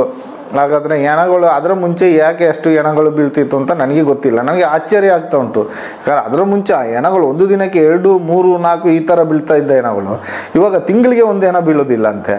ಹಾಗಾದರೆ ಇದು ಏನು ಆಶ್ಚರ್ಯ ಸಂಗತಿ ಅಂತ ನನಗೆ ಗೊತ್ತಾಗ್ತಾ ಇಲ್ಲ. ಆಶ್ಚರ್ಯ ಆಗ್ತಾ ಉಂಟು ನನಗೆ, ಯಾಕೆ ಹೆಣಗಳು ಬೀಳ್ತಾ ಇಲ್ಲ ಅಂತ. ಇಲ್ಲಿ ಈ ಹೆಣಗಳು ಊತಾಕಿದ್ರಲ್ಲಿ ಹೆಚ್ಚು ಹೆಣ್ಣು ಮಕ್ಕಳು ಹೆಣಗಳು ಜಾಸ್ತಿ ಊತಾಕಿದ್ದೀನಿ ಒಂದು. ಎರಡನೇದಾಗಿ ನಮ್ಮ ಸಾಲ ಮಕ್ಕಳು ಜಾಸ್ತಿ. ಸಾಲ ಮಕ್ಕಳು ಅಂದರೆ ನನಗೆ ಯಾವ ಡೌಟಲ್ಲಿ ಬರ್ತದಂದರೆ, ಈಗ ನೋಡಿ ಪೆಟಿಕೋಟ್ ಹಾಕಿದ್ದಾರೆ, ಚಡ್ಡಿ ಇರೋದಿಲ್ಲ, ಸೊಂಟಕ್ಕೆ ಸೀರೆ ಕಟ್ಟಿರ್ತಾರೆ, ಸೀರೆ ಕಟ್ಟಿ ಇಳಿಸ್ಬಿಟ್ಟಿರ್ತಾರೆ ನದಿ ಸೈಡಲ್ಲಿ. ಕೇಳಿದರೆ ಸೇತುವೆಯಿಂದ ಕೆಳಗೆ ಹಾಕ್ತಾರಾ ಏನು ಮಾಡ್ತಾರೆ ಮಧ್ಯರಾತ್ರಿಯಲ್ಲಿ ಗೊತ್ತಾಗೋದಿಲ್ಲ. ಅದನ್ನು ಮಣ್ಣು ಮಾಡಿದೆ. ಮತ್ತು 2 ಕೇರಳ ಹೆಂಗಸರು ಅದನ್ನು ಮಣ್ಣು ಮಾಡಿದ್ದು ಜಾಗ ಗೊತ್ತಿದೆ. ಮತ್ತು ಮೈಸೂರಿಂದ ಬಂದ ಒಂದು ಹೆಂಗಸನ್ನು ಆ್ಯಸಿಡ್ ಹಾಕಿ ಸುಟ್ಟಿದ್ದಾರೆ, ಅದನ್ನು ಮಣ್ಣು ಮಾಡಿದ ಜಾಗ ಗೊತ್ತಿದೆ. ಆನಂತರ ಈ ಒಂದು ಹೆಣ್ಣು ಮಗು ಮಾತ್ರ ಪೆಟಿಕೋಟ್ ಹಾಕಿತ್ತು, ಒಳ ಚಡ್ಡಿ ಇಲ್ಲ, ಸಾಲ ಬುಕ್ಕು ದಾಖಲಾತಿ ಎಲ್ಲ ಇತ್ತು. ಆದರೆ ಪೊಲೀಸ್ನವರು ಅವತ್ತು ಬಂದು ನೋಡಿಬಿಟ್ಟು ಪಟ್ರಾಮಿ ಅಂತ ಊರ ಹೆಸರು ಓದಿದ್ರು. ನಾನು ಹೇಳಿದೆ, ಸರ್ ಹಾಗಾದರೆ ಕರೆಸಿ ಸರ್ ತಗೊಂಡೋಗ್ಲಿ, ನಮಗೂ ಕೆಲಸ ಮಿಗ್ತದೆ ಅಂತ ಹೇಳಿದಕ್ಕೆ, ಬೇಡ ಹಾಕು ಮುಚ್ಚಾಕ ಆಚೆ ಅಂತ ಹೇಳಿಬಿಟ್ರು. ನಾನು ಆ ಬುಕ್ಕು ಆ ಮಗುವನ್ನು ಅದರಲ್ಲೇ ಹಾಕಿಬಿಟ್ಟೆ. ಆ ಹುಡುಗಿಯನ್ನು ಪಾಪ ಮಣ್ಣು ಮಾಡಿದೆ. ನನಗೆ ಸ್ವಲ್ಪ ಅಕ್ಕಪಕ್ಕ ಟ್ಯಾಪಿಂಗ್ನವರು ಇದ್ದಾರೆ, ಮನೆಯವರು ವಾಸದವರು, ಅವರು ಬಕೆಟ್ ನೀರೆಲ್ಲ ತಂದು ಕೊಟ್ಟು ಸಹಕರಿಸಿದರು. ಕಾರಣ ಏನಂದರೆ ಅವರು ಹೋಗುವ ರಸ್ತೆ ಅದು, ಅದರಿಂದ ಅವರು ಕೊಟ್ಟು ಸಹಕರಿಸಿದರು. ಅದು ಆಗಿ 2-3 ದಿವಸದ ನಂತರ ಈ ನ್ಯೂಸು ಗೊತ್ತಾಗಿದ್ದರಿಂದ ಎಲ್ಲ ಸ್ಮೆಲ್ಲು ಮತ್ತು ಹೊಟ್ಟೆಯನ್ನು ಲೈಟಾಗಿ ಬಗೆದು ಯಾರು ತೆಗೆದು ಮಣ್ಣಿಗೆ ಹಾಕಿ ಹಾಗೆ ಮಣ್ಣು ಮಾಡಿಬಿಟ್ಟೆ. ಕೆಲವೊಂದು ಹೆಣಗಳಿಗೆ ಪೊಲೀಸ್ ಬಂದಿದ್ದಾರೆ, ಕೆಲವೊಂದು ಹೆಣಗಳಿಗೆ ಪೊಲೀಸೇ ಬರೋದಿಲ್ಲ. ಕೆಲವೊಂದು ಹೆಣಗಳನ್ನು ಮಣ್ಣು ಮಾಡಿ ಬರಲಿಕ್ಕೆ ಹೇಳ್ತಾರೆ, ಮಣ್ಣು ಮಾಡಿ ಬರ್ತೇನೆ, ನನ್ನ ಕೆಲಸ ಅದೇ. ಹಾಗಾದರೆ ಇದನ್ನು ನಾನು ಯಾಕೆ ಹೇಳ್ತೇನೆ, ಈ ನ್ಯಾಯಪೀಠಕ್ಕೆ ಯಾಕೆ ಹೇಳ್ತೇನೆ ಅಂತಂದರೆ, ನಾಳೆ ಪೊಲೀಸ್ನವ್ರ ಮುಂದೆ ಹೋಗಿ ನಾನು ಅದನ್ನು ತೆಗೆದು ತೋರಿಸ್ತೀನಿ ಅಂದರೆ ನನ್ನ ಜೀವಕ್ಕೆ ರಕ್ಷಣೆ ಇಲ್ಲ. ಈ ನ್ಯಾಯಪೀಠದಿಂದ ನನಗೆ ರಕ್ಷಣೆ ಕೊಡೋದಾದರೆ ನಾನು ಖಂಡಿತ ಅದನ್ನು ಅಲ್ಲಲ್ಲೇ ನಾನು ತೆಗೆದು ತೋರಿಸ್ತೇನೆ. ನಾನು ಊತಾಕಿದ ಜಾಗವನ್ನು ಅಲ್ಲಲ್ಲೇ ತೆಗೆದು ತೋರಿಸ್ತೇನೆ. ಈ ಕಾರಣ ಯಾಕೆ ಹೇಳ್ತಾ ಇದ್ದೀನಿ ಅಂತಂದರೆ, ಧರ್ಮಸ್ಥಳ ನ್ಯಾಯಾಲಯಕ್ಕೆ ಮೇಲೆ ಇದೆ, ನ್ಯಾಯಾಲಯ ಪೀಠಕ್ಕೆ ಮೇಲೆ ಇದೆ ಅಂತ ನಾನು ಹೇಳೋದಂತಂದರೆ, ನ್ಯಾಯದ ಮುಂದೆ ಯಾವುದೂ ಇಲ್ಲ. ಆದರೆ ಧರ್ಮಸ್ಥಳದ ಮುಂದೆ ನ್ಯಾಯವನ್ನು ತಗ್ಗುವಂಥ ಪರಿಸ್ಥಿತಿ ಇದೆ. ವೀರೇಂದ್ರ ಹೆಗ್ಗಡೆ ಅವರ ಮಹಿಮೆ ಆಗಿದೆ. ಅವರ ಒಂದು ಚಾಲಕ್ಯತನ, ಕೈ ಚಳಕ ತುಂಬವೇ ಮೇಲೆ ಇದೆ. ಕಾರಣ ನಾನು ಅಲ್ಲಿ 25 ವರ್ಷ ಸರ್ವಿಸ್ ಮಾಡಿದ ಒಂದು ಇದರಲ್ಲಿ ನಾನು ಹೇಳ್ತಾ ಇದ್ದೀನಿ. ಅವರನ್ನು ಇಡೀ ದೇಶದಲ್ಲಿರೋ ಬೇರೆ ವಿಷಯದಲ್ಲಿ ಉದಾಹರಣೆ ತಗೊಂಡ್ರೆ ಅವರನ್ನು ಬಗ್ಗಿಸಲಿಕ್ಕೆ ನ್ಯಾಯಾಧೀಶರಿಂದಲೂ ಸಾಧ್ಯ ಇಲ್ಲ. ಆ ಮಟ್ಟದಲ್ಲಿರುವಾಗ ಇಲ್ಲಿ ಧರ್ಮಸ್ಥಳಕ್ಕೆ ನಾವು ಆಪೋಸಿಟಾಗಿ ನಾವು ಹೇಳೋಕ್ಕಾಗಲ್ಲ. ಆಪೋಸಿಟ್ ಅಂದರೆ ಇದು ನಡೀತಾ ಇರೋದು ಈ ಥರ ಇದೆ ಅಂತ ಹೇಳಿದಾಗಲೇ ನಾನು ಇಲ್ಲದೆ ಆಗ್ತೀನಿ, ನಾನೇ ಕಣ್ಮರೆ ಆಗ್ತೀನಿ. ಆದರೆ ನನ್ನ ಜೀವ ಬೆದರಿಕೆಗೆ ನನ್ನ ಕುಟುಂಬದವರಿಗೆ ನನಗೆ ರಕ್ಷಣೆ ಕೊಡಬೇಕು ಅಂತೇಳಿ ನ್ಯಾಯಾಧೀಶರಲ್ಲಿ ಕೇಳ್ಕೊಳ್ತಾ ಇದ್ದೇನೆ. ಬಟ್ ಏನಾದರೂ ನಾನು ಈ ವಿಷಯ ನಾನು ತೆಗೆದು ತೋರಿಸ್ತೀನಿ ಅಂತ ಗೊತ್ತಾದರೆ ನನ್ನನ್ನೇ ಇಲ್ಲದಾಗೆ ಮಾಡಿಬಿಡ್ತಾರೆ. ಆ ಕಾರಣಕ್ಕೆ ನಾನು ರಕ್ಷಣೆ ಕೇಳ್ತಾ ಇದ್ದೀನಿ ನ್ಯಾಯಾಧೀಶರಲ್ಲಿ ಮುಖ್ಯಮಂತ್ರಿಗಳಲ್ಲಿ ಕೇಳ್ಕೊಳ್ಳೋದೇನೆಂದರೆ, ಈ ಮೂಲಕ ನಾನು ಬೆಳ್ತಂಗಡಿ ಪೊಲೀಸರ ಮೇಲೆ, ಧರ್ಮಸ್ಥಳ ಪೊಲೀಸರ ಮೇಲೆ ನಂಬಿಕೆ ಇಲ್ಲ. ಕಾರಣ ಏನಂದರೆ, ನನ್ನ ಮುಂದೆನೇ ಈಗ ತುಂಬ ಸರಿ ನಾನು ನೋಡಿದ್ದೇನೆ, ಸಾಯಂಕಾಲ ಒಂದು 8:30-9 ಗಂಟೆ ಆಗುವಾಗ ಸಪ್ರೇಟಾಗಿ ಪೊಲೀಸ್ನವ್ರಿಗೆ ಕವರಲ್ಲಿ ಅಮೌಂಟು ಗೌರ್ಮೆಂಟ್ ಸಂಬಳ ಬರೋ ಮುಂಚೆ 1 ತಾರೀಕು ಬರೋ ಮುಂಚೆನೇ ಟೆಂಪಲಿಂದ ಸಂಬಳ ಹೋಗುತ್ತೆ. ಆದ್ದರಿಂದ ನನಗೆ ಇಲ್ಲಿ ಲೋಕಲ್ ಪೊಲೀಸ್ ಮೇಲೆ ನನಗೆ ನಂಬಿಕೆ ಇಲ್ಲ. ಭಯಾನಕವಾದ ಭಕ್ತಿ ಇದೆ, ನನಗೆ ಭಯ ಇದೆ. ಆದ್ದರಿಂದ ಹೊರಗಿನ ಪೊಲೀಸು ನಮಗೆ ಸಂಪೂರ್ಣ ರಕ್ಷಣೆ ಕೊಟ್ಟರೆ ನ್ಯಾಯಾಧೀಶರ ಮೂಲಕ ಈ ಹೆಣಗಳನ್ನು ನಾನು ಅಸ್ಥಿಪಂಜರಗಳನ್ನು ತೆಗೆದು ತೋರಿಸ್ಲಿಕ್ಕೆ ನಾನು ಮುಂದಾಗಿರ್ತೇನೆ. ದಯಮಾಡಿ ನನಗೆ ಇದೊಂದು ಹೆಲ್ಪ್ ಮಾಡಬೇಕು ಅಂತ ನಾನು ನ್ಯಾಯಾಧೀಶರಲ್ಲಿ ಬೇಡ್ಕೊಳ್ತಾ ಇದ್ದೇನೆ. ತುಂಬ ಶಾಲೆ ಮಕ್ಕಳ ಡೆಡ್ ಬಾಡಿ ಸಿಕ್ಕಿತ್ತು. ಅದರಲ್ಲಿ ಒಂದು ಡೆಡ್ ಬಾಡಿ ಮಾತ್ರ ಊತಾಕ್ಬೇಕಾದ್ರೆ ಬುಕ್ಕು ಬ್ಯಾಗ್ ಸಮೇತ ಇತ್ತು. ಅದನ್ನು ಪೊಲೀಸ್ನವರೊಬ್ಬರು ಎತ್ತಿ ಓದುವಾಗ ಅದರಲ್ಲಿ ಅಡ್ರೆಸ್ ಪಟ್ರಾಮೆ ಅಂತಿತ್ತು. ಆಗ ನಾನು ಹೇಳಿದೆ, ಸರ್ ಅವ್ರನ್ನ ಕರೆಸಿ ಸರ್, ಹೋದರೆ ನಮಗೆ ಕೆಲಸ ಮಿಗ್ತದೆ, ಅವರೇ ತೊಗೊಂಡೋಗ್ಲಿ ಅಂತ ಹೇಳಿದ್ದಕ್ಕೆ, ಬೇಡ ಮಾರೆ ಊತಾಕು ಅಂತೇಳಿ ಊತಾಕಿಸ್ಬಿಟ್ರು. ನಾನು ಮಣ್ಣು ಮಾಡಿಬಿಟ್ಟೆ. ಆದರೆ ಅದು ನನಗೆ ಬೇಜಾರಾದ ಸಂಗತಿ. ಯಾಕಂದರೆ ಅಡ್ರೆಸ್ ಇದ್ದು ಅವ್ರಿಗೆ ಹೋಗಿ ತಲುಪಲಿಲ್ಲ ಅಂತ ಐತೆ ಅಂತ ಒಂದು ಮನಸಂಕಟ ಇರಲಿ. ಹಾಗೆ ಇನ್ನೊಂದು ಹೇಳ್ಬೇಕಂದ್ರೆ, STM ಶಾಲೆಯಲ್ಲಿ ಈಗ ನಮ್ಮ ಅಣ್ಣನ ಮಕ್ಕಳಿರ್ಬೋದು, ಅಕ್ಕನ ಮಕ್ಕಳು ಇರ್ಬೋದು, ಶಾಲೆಗೆ ಹೋಗ್ತಾಯಿದ್ರು. ಅವರು ಕೂಡ ಆಗ ಚಿಕ್ಕ ಮಕ್ಕಳಿರುವಾಗ ಸೌಜನ್ಯನ ಕ್ಲಾಸ್ಮೇಟು ಈ ಹೈಸ್ಕೂಲಲ್ಲಿ, ಧರ್ಮಸ್ಥಳ ಹೈಸ್ಕೂಲಲ್ಲಿ, ಅದು STM ಕಾಲೇಜಲ್ಲ, ಹೈಸ್ಕೂಲಲ್ಲಿ ಓದಬೇಕಾದ್ರೇ ಒಬ್ಬರು ಮಾಸ್ಟ್ರ್ ಅಂತೆ, ಅವರು PT ಮಾಸ್ಟ್ರ್ ಯಾರೂ ಗೊತ್ತಿಲ್ಲ, ಹೆಣ್ಣು ಮಕ್ಕಳನ್ನು ಪಾಠ ಹೇಳೋ ನೆಪದಲ್ಲಿ ಹೀಗೆ ಮೈಯೆಲ್ಲ ಮುಟ್ಟೋದೆಲ್ಲ ಮಾಡ್ತಿದ್ರಂತೆ. ಅದು ತುಂಬ ಸರಿ ನಮ್ಮ ಹುಡುಗಿಯರು ಶಾಲೆಗೆ ಹೋಗಲ್ಲ, ಯಾಕೆ ಹೋಗಲ್ಲ ಅಂತ ಕೇಳುವಾಗ ಬೈಯುವಾಗ ಆಗ ನಮಗೆ ನಿಜ ಹೇಳಿದರು. ಮತ್ತು ನಾವು ಇಷ್ಟು ದೊಡ್ಡ ವಿಷಯದಲ್ಲಿ ನಾವು ಹೋಗಿ ಹೆಗ್ಡೆಯವ್ರ ಹತ್ರ, ಸ್ವಾಮೀಜಿಯವ್ರ ಹತ್ರ ಹೇಳ್ಕೊಂಡು ಅದೆಲ್ಲ ದೊಡ್ಡದು ಮಾಡೋಕ್ಕಾಗಲ್ಲ ಅಂತೇಳಿ ಮಕ್ಕಳನ್ನೇ ಶಾಲೆ ಬಿಟ್ಟು ನಿಲ್ಲಿಸ್ಬಿಟ್ವಿ. ಹೀಗೆಲ್ಲ ನಡೀತದೆ. ಯಾಕಂದರೆ ಇಲ್ಲಿ ಧರ್ಮಸ್ಥಳ ವಠಾರದಲ್ಲಿ ಏನು ನಡೆದ್ರೂ ಆ ವಿಷಯವನ್ನು ಎತ್ತಿ ಹೇಳುವಂಥ ಶಕ್ತಿ ಜನರಿಗೆ ಯಾರಿಗೂ ಇಲ್ಲ. ಕಾರಣ ಏನಂದರೆ, ಇಲ್ಲಿ ಅನ್ನ ತಿನ್ನಬೇಕು, ಊಟ ಮಾಡಬೇಕು, ಜೀವನ ಸಾಗಿಸ್ಬೇಕು. ಅವರವರು ಜೀವನವನ್ನು ದಿನನಿತ್ಯ ಅವ್ರು ನೋಡೋದನ್ನು ಕಲ್ತ್ಕೋತಾರೆ ಜನಗಳು. ಯಾಕಂದರೆ ಅವರನ್ನು ಎದುರು ಮಾಡಿ ಮಾತಾಡುವಷ್ಟು ಶಕ್ತಿ ಯಾರಿಗೂ ಇಲ್ಲ. ಯಾಕಂದರೆ ಅದು ಮಾತಾಡಿದ್ರೆ ಆ ಮರು ದಿವಸ ಅವನನ್ನು ಒಂದು ಖಾಲಿ ಮಾಡಿಸ್ತಾರೆ, ಇಲ್ಲ ಅಂದರೆ ಅವನನ್ನು ಜನ ಇಲ್ಲದಾಗೆ ಮಾಡಿಬಿಡ್ತಾರೆ. ಈಗ ಇತ್ತೀಚೆಗೆ ಹೊಸದಾಗೆ ಒಂದು ರೈಟ್ರು, ಈಗ ಸೌಜನ್ಯ ಕೇಸಿನಿಂದ ಮುಂಚೆ ಬಂದವರು ಅಂತ ನಾನು ಅಂದ್ಕೊಂಡಿದ್ದೇನೆ, ಅವರು ಚಂದ್ರಶೇಖರಯ್ಯ ಅಂತ ಒಬ್ಬರು ಇದ್ದರು ಬಂದವರು, ನಂತರ ಬಂದವರು ಇರ್ಬೋದು, ಹೇಳೋಕ್ಕಾಗಲ್ಲ, ಬಂದರು. ಅವರು ಹೆಡ್ ಕಾನ್ಸ್ಟೇಬಲ್ ಆಗಿ ಬಂದರು ಧರ್ಮಸ್ಥಳಕ್ಕೆ. ಅವರು ಬರಬೇಕಾದ್ರೆ 2 ಸೂಟ್ ಕೇಸಿಂದ ಬಂದರು. ಕೇರಳದವರು, ಅವರ ವೈಫು ಬಂದರು. ಮಾಹಿತಿ ಕಚೇರಿ ಮೇಲ್ಗಡೆ ರೂಮ್ ಮಾಡಿ ಕೊಟ್ಟರು ಸ್ವಾಮಿ ಹೆಗ್ಡೆಯವರು. ಅದರಲ್ಲಿ ವಾಸ ಮಾಡಿಕೊಂಡು ನಿರ್ವಹಿಸ್ಕೊಂಡಿದ್ರು. ಹಾಗೆ ಸಲ್ಯೂಟ್ ಹಿಡ್ಕೊಂಡು ಹಾಗೆ ಹೀಗೆ ಒಳ್ಳೇದು ಮಾಡಿಕೊಂಡು ಕಾಲ ಕಳ್ಕೊಂಡು ಹೋಗ್ತಾಯಿದ್ರು. ಹೆಣಗಳನ್ನು, ಡೆಡ್ ಬಾಡಿಗಳನ್ನು ತೆಗೆದ್ರೆ ಅದರಲ್ಲಿರುವಂಥ ಆಭರಣ, ಒಂದು ಚಿನ್ನ, ಸರ, ಬೆಂಡೋಳೆ, ಕೈಬಳೆ, ಏನಾದರೂ ಚಿನ್ನದ ಐಟಮ್ ಸಿಕ್ಕಿದರೆ ಅದನ್ನು ತೊಳೆದು ಕೊಡಿ ಅಂತ ಹೇಳ್ತಾರೆ. ಅದು ಮೊದಲಿಂದಲೂ ಪೊಲೀಸ್ನವ್ರಿಗೆ ಕೊಡ್ತಾ ಇದ್ವಿ. ಅದು ನಮಗೆ ಮೊದಲಿದ್ದವರು ತೋರಿಸ್ತಿರಲಿಲ್ಲ. ಬಟ್ ಇವ್ರ ಮೂಲಕ ನಮಗೆ ಕಣ್ಣಿಗೆ ಕಂಡು ಬಂತು. ಹೇಗೆಂದರೆ, ಅದನ್ನು ಬಿಚ್ಚಿ ನಾವು ಸೋಪ್ ಹಾಕಿ ತೊಳೆದು ಒಂದು ಕವರ್ಲ್ ಹಾಕಿ ಅವ್ರ ಕೈಯಲ್ಲಿ ಕೊಟ್ಬಿಡೋದು. ಅವರು ತಗೊಂಡು ಹೋಗಿ ಏನು ಮಾಡೋದು, ಆ ಬಾಡಿಯನ್ನು ಬೆಳ್ತಂಗಡಿ ಆಚೆ ಈಚೆಲ್ಲ ಹೋಗಿ ಬರುವಾಗ ಫ್ಯಾನ್ಸಿ ಅಂಗಡಿ ಇದೆ, ಅಲ್ಲಿಗೆ ನನ್ನನ್ನು ಬುಲೆಟಲ್ಲಿ ಕರ್ಕೊಂಡು ಹೋದರು. ಹೋಗ್ಬೇಕಾದ್ರೆ ಸೇಮ್ ಆ ಫ್ಯಾನ್ಸಿ ಅಂಗಡಿಯನ್ನು ತೋರಿಸ್ತಾರೆ, ಇದೇ ಟೈಪು ತೆಗೆದುಕೊಡು ಅಂತ. ಅದೊಂದು 25-30 ರೂಪಾಯಿ ಕೊಟ್ಟು ಸೇಮ್ ಪರ್ಚೇಸ್ ಮಾಡ್ತಾರೆ. ನಾನು ಆಗಲೇ ಕೇಳಿದೆ, ಇದೇನು ಸರ್ ಹೀಗೆ ಮಾಡ್ತೀರಾ ಅಂತ. ಸುಮ್ಮನೆ ರೀ, ನಿಮ್ಗೇನ್ರಿ ಗೊತ್ತು, ಅದೆಲ್ಲ ಸರ್ಕಾರಕ್ಕೆ ಲೆಕ್ಕ ಕೊಡ್ಬೇಕ್ರಿ, ತೊಳ್ರಿ, ಟೀ ಕುಡೀರಿ ಅಂತೇಳಿ 200 ರೂಪಾಯಿ ಕೊಟ್ಬಿಟ್ಟು ಅಲ್ಲಿಗೆ ನನ್ನನ್ನು ಸರಿ ಮಾಡಿದರು. ಮತ್ತು ನಾನು ಮಾತಾಡಲಿಲ್ಲ, ಪೊಲೀಸ್ನವ್ರ ವಿಷಯ ನಮ್ಗೆ ಯಾಕೆ ಬೇಕು ಅಂತ ಸುಮ್ಮನಾದೆ. ಈ ಥರ ನಮ್ಮ ಬೆಳ್ತಂಗಡಿ ಪೊಲೀಸು, ಧರ್ಮಸ್ಥಳ ಪೊಲೀಸು ಹೋಗ್ತಾ ಇದೆ. ಈ ಸೌಜನ್ಯ ಕೇಸಲ್ಲಿ ಈಗ ಹೇಳ್ಕೊಳ್ತಾ ಇರೋವಂಥ ಒಂದು 3-4 ಜನರದ್ದು ಕ್ಯಾರೆಕ್ಟ್ರ್ ನಾನು ಹೇಳೋಕ್ಕೆ ಇಷ್ಟಪಡ್ತೀನಿ.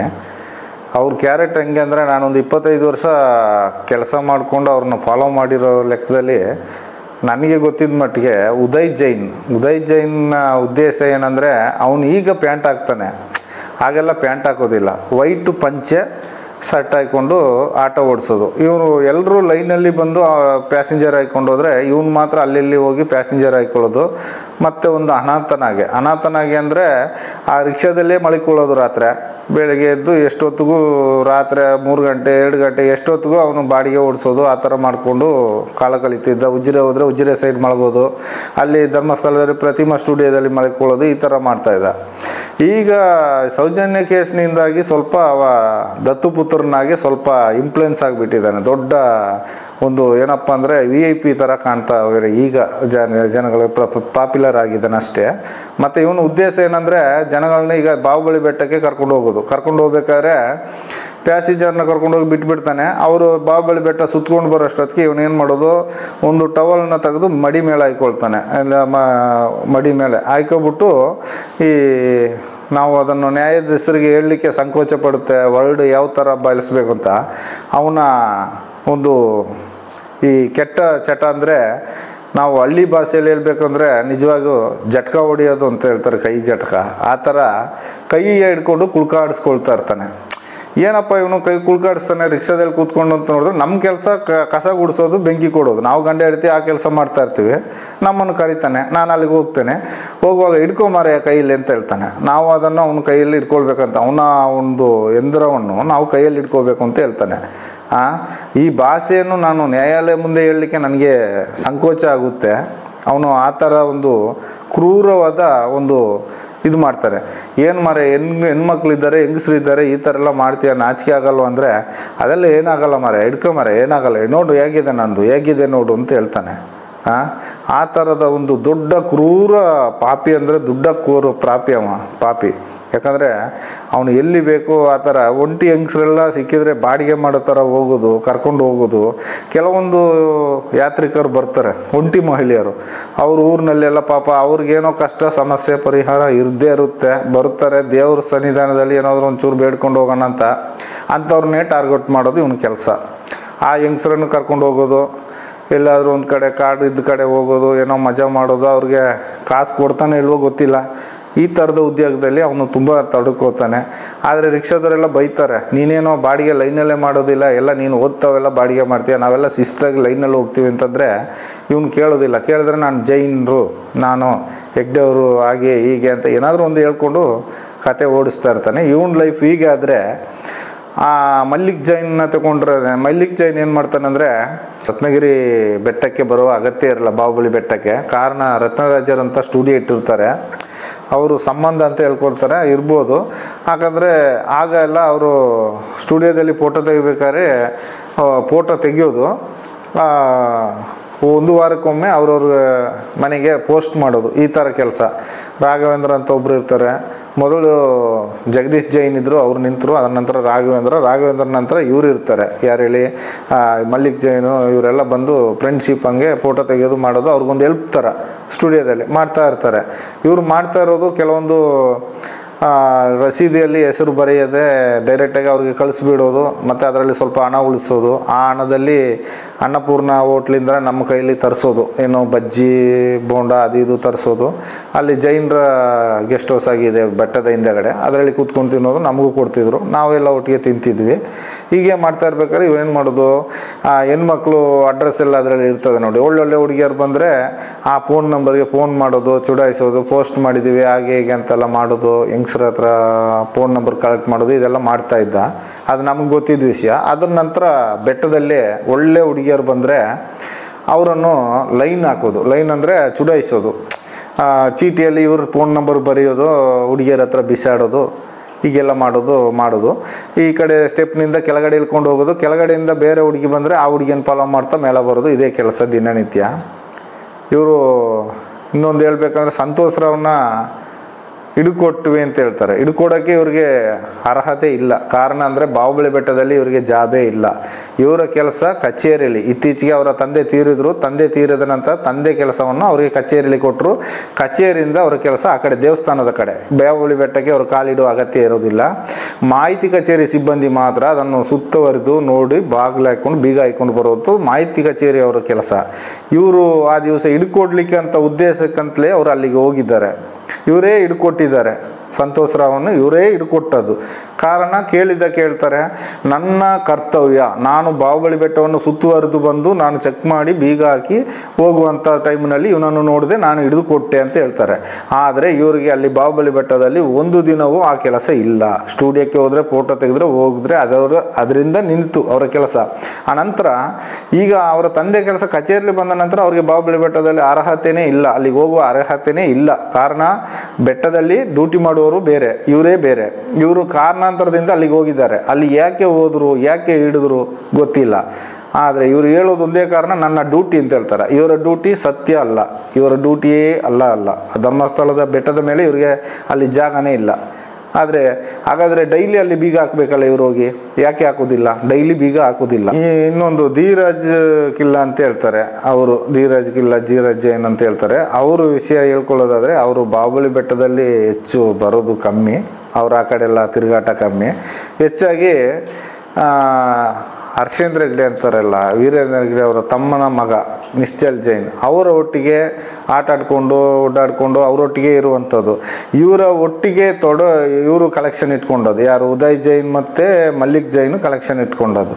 ಇವರು ಅವರೊಟ್ಟಿಗೆ ಓಡಾಡಿಕೊಂಡು ಒಡನಾಟದಲ್ಲಿ ಇದು ಮಾಡ್ಕೊಳ್ತಾರೆ. ಹೊರಗಿನ ಪ್ರಪಂಚಕ್ಕೆ ಅವರು ಕಾಣಿಸ್ಕೊಳ್ಳೋದಿಲ್ಲ, ಒಳಗಿನ ಪ್ರಪಂಚಕ್ಕೆ ಅವರು ಇರ್ತಾರೆ ಇವರೊಟ್ಟಿಗೆ. ಇವ್ರ ನಡವಳಿಕೆ ಈ ಥರ ಹೋಗುತ್ತಾ ಇರುತ್ತೆ. ಈ ಹಿಂದೆ ಅದು ಮೊದಲೇ ಚಿನ್ನಯ್ಯ ಅಂತ ಒಬ್ಬರು ಇದ್ದರು, ಹರ್ಷೇಂದ್ರ ಗೇಟ್ ಕೀಪರು. ಅವರು ಕಾರಣಾಂತರದಿಂದ ಕೆಲಸದಿಂದ ನಿಂತ್ಕೊಂಡ್ರು. ಅವ್ರು ನಿಂತದಕ್ಕೆ ಕೊಡುಗೆಯಾಗಿ 10,000 ಅಮೌಂಟನ್ನು ಹರ್ಷೇಂದ್ರ ಕುಮಾರ್ ಹೆಗ್ಡೆ ಅವರು ತಮ್ಮ ತೊಗೊಂಡೋಗಿ ಕೊಟ್ಟಿರ್ತಾರೆ. ಯಾಕಂದರೆ ಇಷ್ಟು ವರ್ಷ ನನಗೆ ಗೇಟ್ ಕೀಪರಾಗಿ ನಿಯತ್ತಾಗಿ ಕೆಲಸ ಮಾಡಿರ್ತೀಯ, ನಿರ್ವಹಿರ್ತೀಯ, ಇದು ನನ್ನ ಪ್ರೀತಿಯಿಂದ ಕೊಡುವಂಥ ಕೊಡುಗೆ ಅಂತೇಳಿ ಒಂದು 10,000 ಕೊಟ್ಟು ಅವರನ್ನು ರಿಟೈನ್ ಮಾಡ್ತಾರೆ. ಅದರ ನಂತರ ಅಲ್ಲಿಗೆ ಬರುವವನೇ ಪರಮೇಶ್ವರ ಅಂತ. ಪರಮೇಶ್ವರ ಬಂದು ಅವ್ನು ಗೇಟ್ ಕೀಪರ್ ಆಗಿರ್ತಾನೆ. ಇವರ ಹೆಗ್ಡೆ ಅವರ ತಮ್ಮನ ಗೇಟ್ ಕೀಪರ್ ಅಂದರೆ ಸಣ್ಣದನಿಗಳಿಗೆ ಒಂದು ಗೇಟ್ ಕೀಪರ್ ಆಗಿ ಇರ್ತಾನೆ. ಯಾಕಂದರೆ ಬಡ ಮಕ್ಕಳು ಹೆಂಗಸರು ಹೊರ ಜಗತ್ತಿನಿಂದ ಈಗ ಅಂದರೆ ಬ್ಯಾಂಗ್ಳೂರು, ಮೈಸೂರು ಈ ಥರ ಎಲ್ಲ ಬೇರೆ ಕಡೆ ಹುಬ್ಳಿ ಧಾರವಾಡ ಎಲ್ಲ ಬರ್ತಾರೆ. ಕೆಲವರು ಸಮಸ್ಯೆ ಕಷ್ಟಗಳನ್ನ ಹೇಳ್ಕೊಳ್ಳೋಕ್ಕೆ ಒಂಟಿ ಹೆಂಗಸ್ರುಗಳು ಬರ್ತಾರೆ ನೋಡಿ. ಆ ಹೆಂಗಸ್ರನ್ನು ಇವನು ಟಾರ್ಗೆಟ್ ಮಾಡೋದು ಇವನ ಕೆಲಸ. ಹೆಗ್ಡೆ ಅವರ ತಮ್ಮನಲ್ಲಿ ಅಂದರೆ ಹರ್ಷೇಂದ್ರ ಹೆಗ್ಡೆ ಅವ್ರ ಹತ್ರ ಕಷ್ಟಗಳನ್ನ ಹೇಳ್ಕೊಳ್ಳುವಾಗ ಇವನ್ ನೋಟೇಟ್ ಮಾಡೋದು, ಹೊರಗೆ ಕರೆದು ಮಾತಾಡೋದು. ಏನು ಅವ್ರಿಗೆ ಗಂಡಂದಿರಿಲ್ಲ ಆ ಥರದ ಪರಿಸ್ಥಿತಿ ಎಲ್ಲ ನೋಡಿಕೊಂಡು ಒಂದು ಹೆಂಗಸನು, ನಾನು ಈ ಕಡೆ ಟಾಯ್ಲೆಟ್ ತೊಳಿತಾ ಇದ್ದೆ, ಜೆಂಟ್ಸ್ ಟಾಯ್ಲೆಟು, ಇವ ಲೇಡೀಸ್ ಟಾಯ್ಲೆಟ್ ಒಳಗಡೆಯಿಂದ ಬಂದ. ನಾನು ಹೊರಗಡೆ ಬಂದು ನೋಡು, ನೀನು ಯಾಕೆ ಅಲ್ಲಿ ಹೋದೆ ಅಂತ ಕೇಳುವಾಗ, ಇಲ್ಲ ಮಾರೆ ಬಲ್ಪ್ ಪೀಸ್ ಹೋಯ್ತು, ನಾನು ಬಲ್ಪ್ ಹಾಕ್ಲಿಕ್ಕೆ ಹೋದೆ ಅನ್ನ. ಬಲ್ಪ್ ಹಾಕ್ಲಿಕ್ಕೆ ಎಲೆಕ್ಟ್ರಿಷಿಯನ್ ಇದ್ದಾರೆ, ಇವನು ಯಾಕೆ ಲೇಡೀಸ್ ಟಾಯ್ಲೆಟಲ್ಲಿ ಹೋದ ಅಂತೇಳಿ ನನಗೆ ಡೌಟ್ ಬಂತು. ಅವ ಹೋದ ನಂತರ ಆ ಬಂದ ಹೆಂಗ್ಸನ್ನು ಹಿಡ್ಕೊಂಡೆ, ನಾನು ಬಿಡಲಿಲ್ಲ. ಯಾಕೆ ಅವ ಒಳಗೆ ಬಂದ, ಏನು ವಿಷಯ ಹೇಳಿ ನನ್ನ ಹತ್ರ ಹೇಳಿ, ಏನು ಹೆದರಬೇಡಿ ಹೇಳಿ, ಅಣ್ಣನಾಗೆ ತಮ್ಮನಾಗೆ ತಿಳ್ಕೊಂಡು ಹೇಳಿ ಅಂತ ಹೇಳಿದೆ. ಆಗ ಆ ಹೆಂಗ್ಸ್ ಹೇಳಿದಂಥ ಮಾತು ನನಗೆ ಭಾರಿ ಸಂಕೋಚಕರವಾದ ವಿಷಯ ಆಯಿತು. ಕಾರಣ ಏನಂದರೆ ಆ ಹೆಂಗ್ಸ್ ಹೇಳ್ತಲಾಗ ಕೈಯಲ್ಲಿ ಮಾಡಿಬಿಟ್ಟು ಹೋದ್ರಣ್ಣ, ಕೈಯಲ್ಲಿ ಮಾಡೋದು ಅಂತ ಹೇಳಿದ್ರು. ಅವಳ ಭಾಷೆ ನನಗೆ ಅರ್ಥ ಆಗಲಿಲ್ಲ. ಕೈಯಲ್ಲಿ ಮಾಡಿದ್ರು ಅಂತೆ, ಕೈಯಲ್ಲಿ ಮಾಡಿಬಿಟ್ಟು ಹೋಯ್ತಾ ಇದ್ದಾನಂತೆ ಅವನು ಕೈಯಲ್ಲಿ ಮಾಡಿಬಿಟ್ಟು ಹೋಯ್ತಾನಂತಂದರೆ ಅದು ಕೆಟ್ಟ ಅಪಾರ್ಥದ ಮಾತು. ಅದನ್ನು ನ್ಯಾಯಾಲಯ ಮುಂದೆ ನಾನು ಹೇಳ್ಕೊಳ್ಳೋಕೆ ಇಷ್ಟಪಡಲ್ಲ. ನ್ಯಾಯಾಧೀಶರಿಗೆ ಗೊತ್ತಾಗಬೇಕು. ನೀವೇ ತಿಳ್ಕೊತೀರಿ ಸ್ವಾಮಿ, ನೀವೇ ಇದಕ್ಕೆ ಉತ್ತರ ನೀಡಬೇಕು. ಯಾಕಂದರೆ ಆ ಥರ ಅವನು ಗೇಟ್ ಕೀಪರ್ ಆಗಿದ್ದಾನೆ. ಈಗ ಅವನ ಗೇಟ್ ಕೀಪರ್ ಉದ್ಯೋಗದಿಂದ ನಿವೃತ್ತಿ ಮಾಡಿದಾರೋ ಏನೋ, ಅವನಿಗೆ ಇಲ್ಲ ಅಲ್ಲಿಗ ಬೇರೊಬ್ಬರು ಸತೀಶ್ ಅಂತ ಈಗ ಗೇಟ್ ಕೀಪರ್ ಇದ್ದಾರೆ.